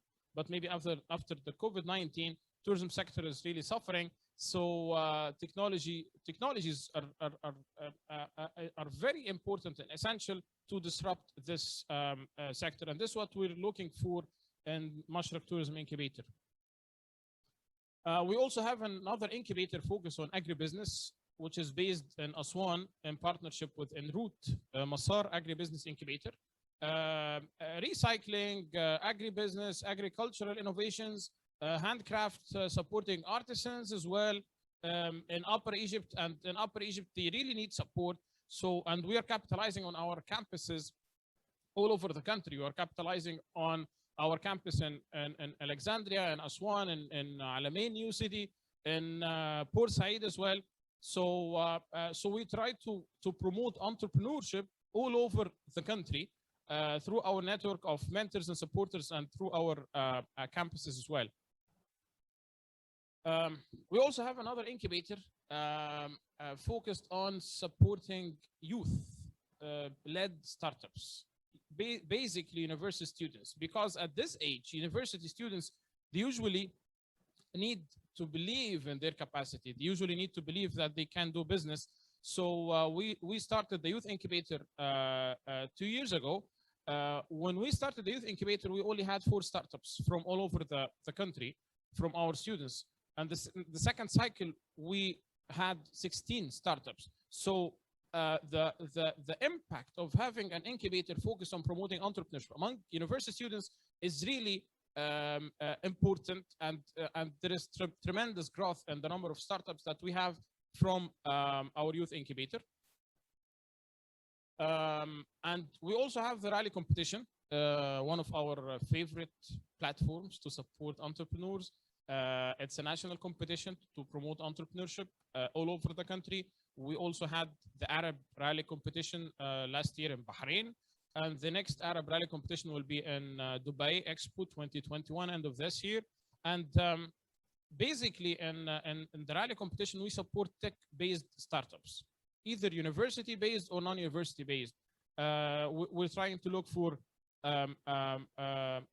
industrial innovations, tourism innovations, technological innovations, that is from trying to disrupt the industries in Egypt and in the region as well.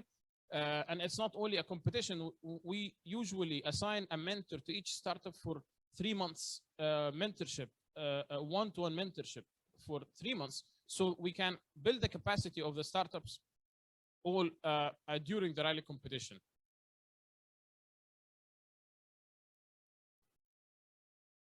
Our startup school is responsible for certifications in entrepreneurship. We have an online platform, the AST Startup School, giving online courses on entrepreneurship. One of the in partnership with the International Council for Small Business, based in Washington DC. We just launched a scholarship for 50,000 potential entrepreneur for free on our online startup school. That was a year ago, and we're trying, because we're trying to promote entrepreneurship all over the region, and we're trying to go online, we're trying to go digital. So that's one of the key objectives of our online startup school.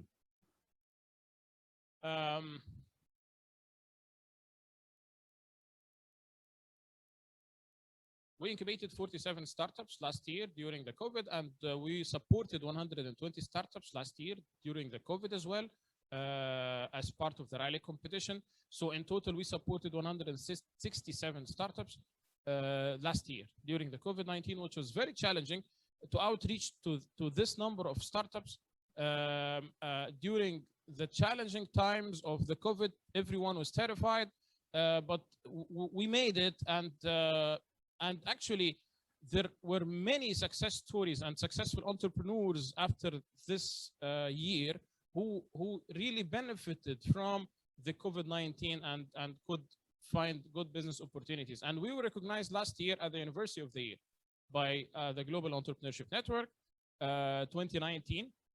The Arab Academy was recognized as the best university when it comes to entrepreneurship in Egypt. Moving to the ecosystem. If you see this map, this is the ecosystem mapping in Egypt by Dr. Nabil Chalabi. He is mapping all the stakeholders and the Egyptian ecosystem that support entrepreneurship and startups. And this map is updated on quarter basis. Every few months, he updates all the stakeholders and the key players in the entrepreneurship ecosystem. So if you want to know what are the incubators in Egypt, you just visit the incubators on this ecosystem mapping on his website, arenho.com, ARENHO. It's an interactive map. So you just click the logo and you'll go to the website of the incubator or support organization or whatever. And he's classifying all the stakeholders based on their specialty. So if they're incubators, accelerators, even in funding, they always update the venture capitalists working in Egypt, the angel investor networks in Egypt, the crowdfunding platforms that operate in Egypt, and the equity funding platforms that operate in Egypt. If you want to know the training providers, you visit the training arms, the competitions. As you may see in the map, I believe you can see it on the computer. Maybe here it's not very visible because yes, but I mean, if you want to know what kind of competitions in entrepreneurship in Egypt, just visit. You will see the rally competition. You will see as competition, different competitions. So in this one sheet, it's a single page platform that includes all the key stakeholders and the key players, and it's updated every quarter. So this is really one of the biggest achievements by Dr. Nabil Chalabi for mapping the Egyptian ecosystem. When it comes to incubator, I'll zoom in a little bit more. There are some university-based incubators. Many universities actually have incubators. I would say that some of them, they have a general or mixed business incubator, like Nile University. They have their Nilepreneur Initiative, iHub in Ain Shams University, Heliopolis University, FIPS in Cairo University, and AIM, Artificial Intelligence in Alexandria University. And definitely our incubators in the Arab Academy, the Tourism Incubator and Supply Chain Incubator, and Masar in Aswan, and Youth Incubator, and the BUE as well. So those are most of the incubators that are based in universities.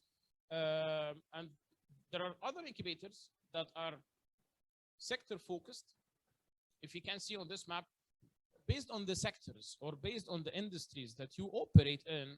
For example, we have Gemini Enterprises Africa. They support startups in the cinema tech industry. So if anyone is operating in the cinema industry and the film making industry, we always refer to Gemini. Adventures, they operate in, or they specialize in the educational startups. They support educational startups because it's a corporate-led venture capital and incubator as well. And they are mainly interested in this kind of stuff. EFG Hermes, they have a fintech incubator. They support startups in the financial technologies, financial space, like the e-payments or payment gateways, e-commerce sometimes. So and the tech space is also focused on blockchain startups. They are operating in the blockchain space. Entrepreneurial is the main platform, or I would say the most famous platform that support women entrepreneurs. I know Dr. Ala will be very happy to get to know that, reaching the 50%. On our side, we have Masar Incubator, the agribusiness incubator in Aswan. I believe maybe women representation will not be as much as 50% in the agri. And we also have our tourism incubator, our supply chain incubator. And there are two big government supporters to entrepreneurship, and they support sector-focused incubators, and they have very strong impact on that. INTELOC Underwed 2030. INTELOC is the Academy of Scientific Research and Technology, and they support more than 30 incubators in the country. Most of them are sector-focused all over the country, not only based in the main cities. They are based all over the country. And the WED 2030 project is the Ministry of Planning project, and they also support around 20 incubators and different other platforms all over the country. They focus on sectors, and they are sector specific. So this is, I would say, a glimpse of the Egyptian ecosystem and what's going on in the incubation and acceleration space in Egypt. We have a strong support from the government, basically, because definitely it's not only, I mean, we have the SME authority, the small and medium sized authority, and we have the Ministry of Trade, and we have the Ministry of Planning. Ministry of Planning is in charge of entrepreneurship in general, or coordinating entrepreneurship in the government. And the Ministry of Education, the Ministry of Investment. I mean, all of them, they allocate budgets for entrepreneurship, and they allocate resources to support startups, and they allocate a focused program and focused team as part of the ministry on promoting entrepreneurship. So, I mean, the ecosystem in Egypt, we don't have, I would say, we don't have a support or regulations problem. I would say we don't have a lack in the incubation layer, because there are different supporters. Maybe there is a gap in the scalability of the startups and the internationalizations of the startups. We have many incubators, we have different support organizations, but very few startups make it international. Very few startups make it to the globe. So such a project that we're launching today, having this network of incubators all over the Mediterranean, all over the EuroMed region, it's an amazing platform for any startup that wants to scale their company outside Egypt, outside their home country. So if they want to scale in Tunisia, if they want to scale in Europe, this network would really be an added value, and this is one of the key competencies of this project. So thank you very much, and looking forward. Thank you very much. Shukran, Dr. Wael, for this amazing presentation about what Arab Academy is doing within the region, and particularly all these activities implemented in Egypt. So not to go so far, we move forward on the academia through Entrepreneurship Center to a think tank with our partner on INVESTMED project, who also actually work with FEPS in Egypt on the project React for Med. They also work on INTECMED project, Horizon 2020. So EMEA, the Euro-Mediterranean Institute, will be presented by our partner, Yagane. Yagane, I give you the floor. Thank you, Jihan. And I take this opportunity to say hello. And thank you for your invitation. So let me just share my screen.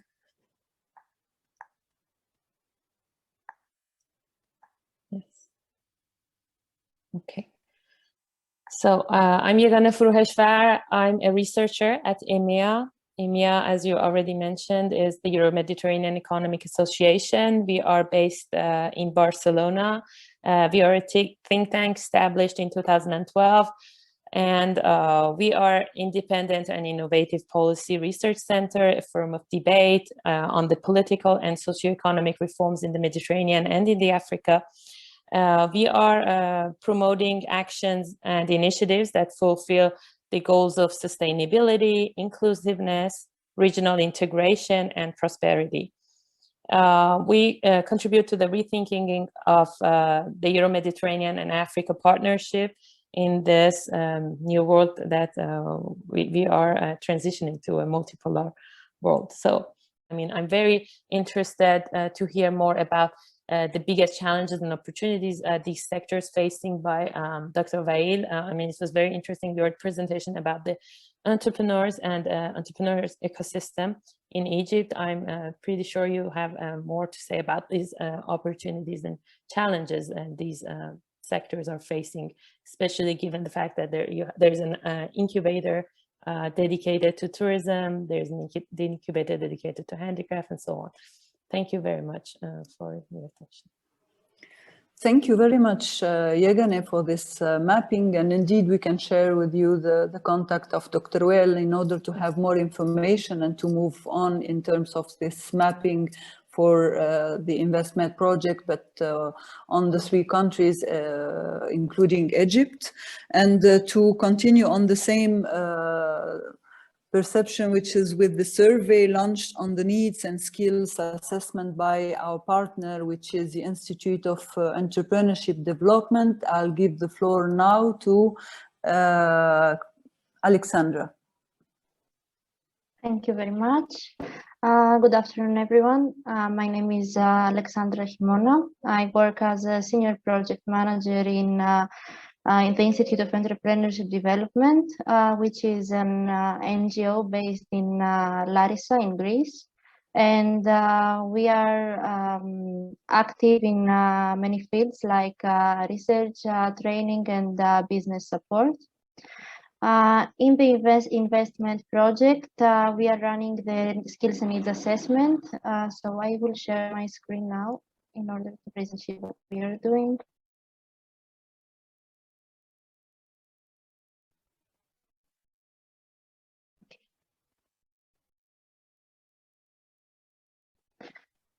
Okay, so the aim of the skills and needs assessment is to determine the particular skills and needs and to analyze the skills gap that exist in the sustainable businesses.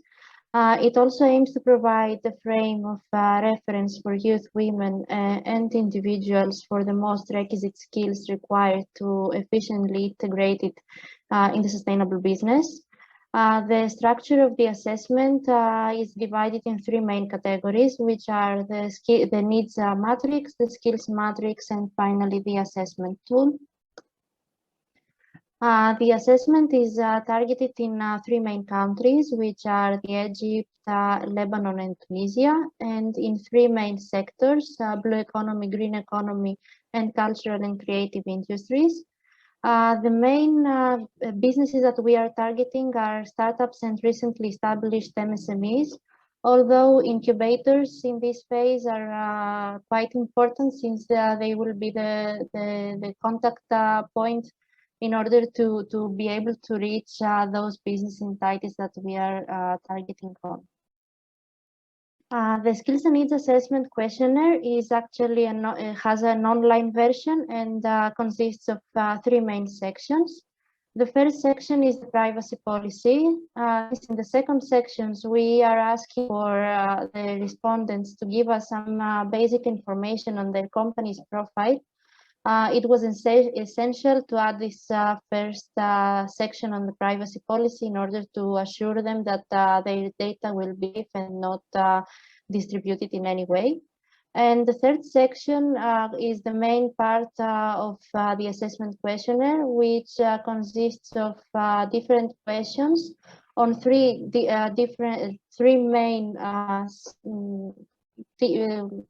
three main parts of skills and needs, which are the entrepreneurial, the personal and cognitive, and the digital ones.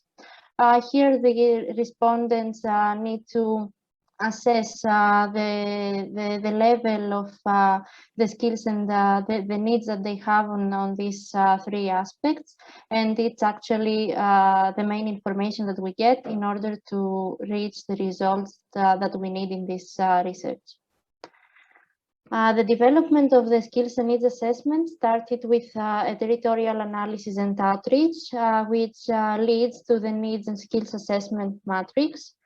Then the survey will follow in, as I already said, in the three main countries, Egypt, Lebanon, and Tunisia. We are actually now in starting these activities. And then after the surveys are completed, we will evaluate and discuss the results, which will then follow, they will lead to the definition of the training curricula, which will be further explained by our partners from LUMSA.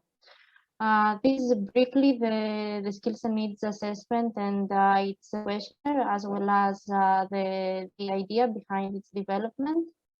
And I would like to thank you very much for your attention.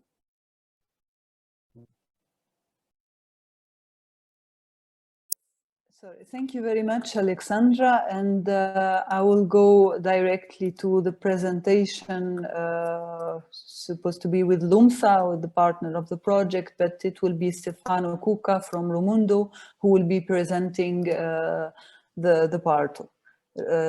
Stefano, the floor is yours. Good evening to everyone. I will be really short because we are a little bit late as you asked. So let me go to share my screen and let's go with the presentation. Can you see the presentation? Yes, Stefano. Okay.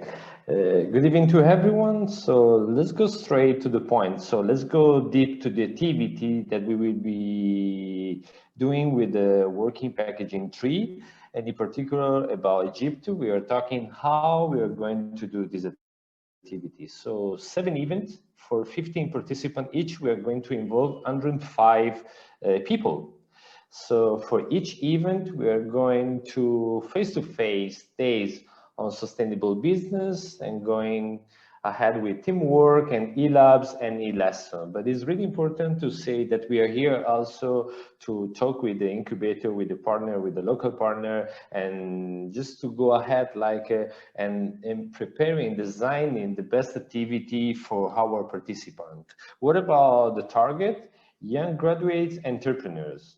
What about the age? If you're talking about males from 24 to 35, about female, all ages, and we are going to really balance the gender, you know.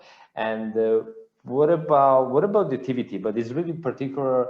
It's really important to talk about the training curriculum, which like focus we are going to touch with our activity.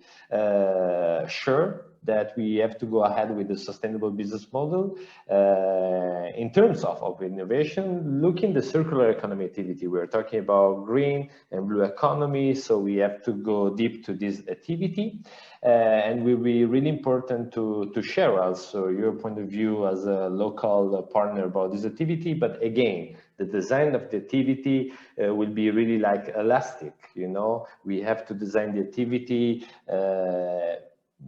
really making focus to the need of the participant.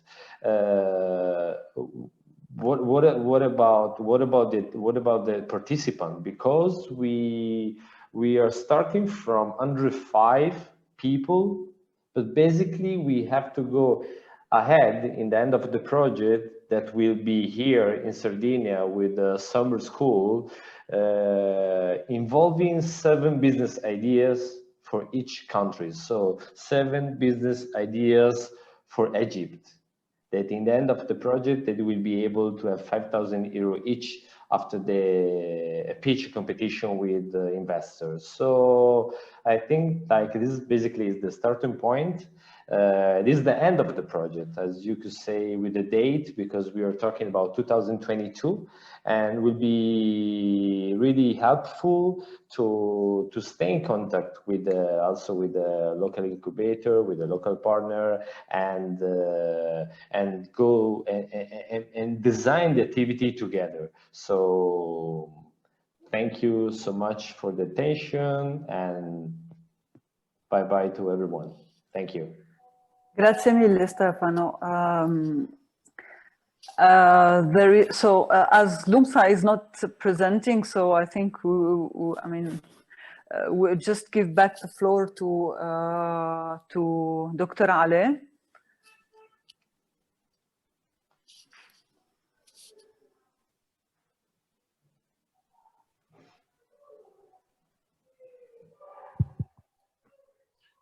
Thank you very much, Jehan, for the leadership of the project, for the efficient moderation, and for availing the time for this action. Now we need to discuss what the next steps are. Marian, if you can involve Sarah, Dr. Ghazar. But before coming to that, I'd like first to thank all our partners from all projects who've been with us today for the excellent presentation they have done, and for the hard work that they have done during this COVID era, during the past period. And also, I could not comment on the presentation that was presented by EMEA, by Ms. Yagina. I think there is a lot of misunderstanding about the real situation in Egypt, the sources of information, even if it was done by some sort of sampling. I think the sample structure had to be revisited. And if it's desktop, I think it's obsolete data that has been utilized. So I think this presentation should not have been used. And we look forward to updating such a presentation, because Emma can do an excellent job. It has an excellent team involved in it. What are the next steps that we'll be moving forward with? We are conducting our own in-house survey, the needs of the startups, the innovators, and the needs of the incubators. What do they really need? And matchmaking it with what is available, not only by INVESTMED as a project, but by all the 3 projects that are supporting BSOs and incubators and startups and innovators. And also, we will be adding, like His Excellency, the Ambassador of the European Union has highlighted, and like the government of Egypt has highlighted, we'll be doing lots of blending. And this blending will encompass not only these projects, but we have projects in renewable energy, we have projects in tourism, we have projects supporting creative industries. So we will be blending bits and pieces of what services are offered by all these projects and pouring them all into one common pot of incubators, and ensuring that whoever we take goes on a fast track to become not only successful, but fast track successful, and to be able to globalize. And we'll be relying very heavily on our partners in all the projects, where we'll try to create sort of a mega Mediterranean cluster of not only incubators, but of startups, linking them together so they can exchange ideas, merge, form alliances, and go on a faster track. 2 horses can pull the cart faster than 1 horse. So I think using that modality would be an excellent approach. I'll ask my dear friend, Dr. Sarah Ghazar, to come on board, and then I'll take over after her. Dr. Sarah Ghazar is not only the dean, the youngest actually dean in the universities in Egypt, as well as in the Arab Academy. She's the Dean of International Transport and Logistics, but we've been working together for, I don't want to show how old you are, but we've been working for over a decade, trying to create and upgrade the logistic transport mechanisms in Egypt, and we had lots of successes. I won't say some failures, but some hiccups, delays, but we're still pushing, and I think we've been doing an excellent job. Dr. Sarah, the floor is yours. Thank you, Dr. Ala, for such a great introduction, and it's my honor always to be with you in any project. It was my pleasure and honor to be today part of these sessions and to listen to these different presentations and talks about the different projects and initiatives related to the programs that can support BSOs, incubators, innovations, commercializations, and startups, especially in the area of capacity building and in the area of sustainable development. What we can conclude from the different projects presented today, that we actually have a great portfolio of funded program and the projects for capacity building and business skills, especially in the area of women in business and innovation. Also in the area of technical and vocational training, supporting SMEs and supporting startups, venture capital, and definitely focusing on innovation and the green sector. But the most important thing that we can highlight from today's sessions that we have a unified agenda, whether among the national or international partners. Here I can highlight the important role of EU and ENI CBC MED, in addition to the Egyptian ecosystem. As we had today in our different sessions, representatives from different stakeholders in the Egyptian ecosystem, when we talk about the governmental sector, the Ministry of International Cooperation, Ministry of Foreign Affairs, and definitely the Ministry of Trade and Industry. Also, we have the business sector presented today by Chamber of Commerce, and last but not least, the Arab Academy for Science, Technology and Maritime Transport to present the university and the educational sector, especially by the Entrepreneurship Center under the umbrella of the Arab League, with all experience and capacity we have in this field. The most important thing also that highlighted today, that the support of the government in Egypt and the ecosystem as well, as mentioned by Her Excellency Dr. Naveen Gama, we already have today a new law for small and medium enterprises that can bring a lot of hope and could be considered as a stepping stone for the Egyptian economy. Also, we cannot forget the important role of the Micro, Small, Medium Enterprises Development Agency as a very important institution in Egypt to support different initiatives, whether local initiatives or international initiatives. Finally, I would like to highlight that having all these together, whether from the international stakeholders or national stakeholders, having such support from the governmental sector and the business environment and the ecosystem, we can tell that our initiatives and our projects, with all its aims and all the targets, will be achieved like what we had before, and definitely this time will be successful as usual. Thank you, Dr. Ale, and I'm very happy to be with you today. Thank you very much, Dr. Sarah. And since we did not get any questions on the question board, and I think we're almost half an hour delayed after the end of the time, and to be honest, it's Ramadan, so in Egypt everybody's collapsing due to the fasting. So I think it's high time to call it an end.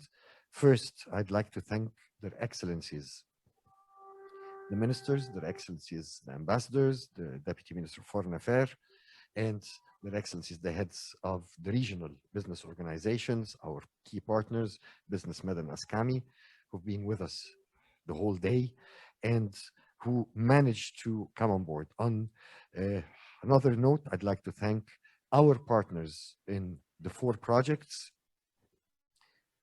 INTECMED, CRE CTIVE, EBSOMED, and INVESTMED, for all the support they've been providing and for coming up with this blending concept.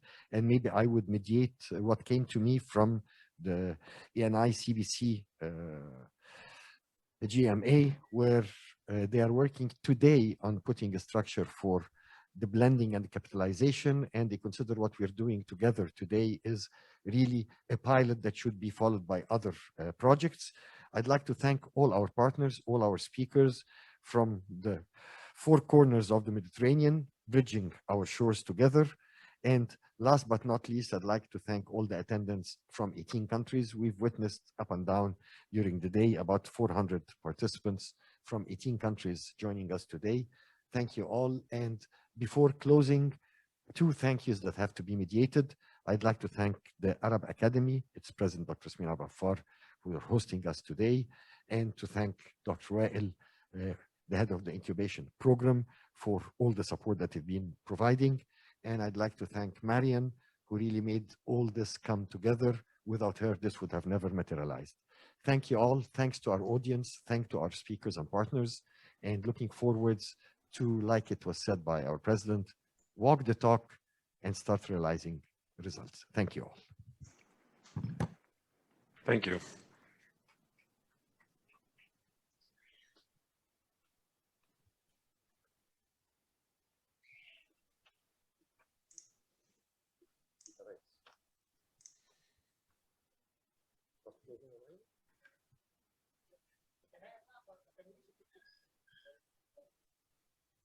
لا ما خلي بالك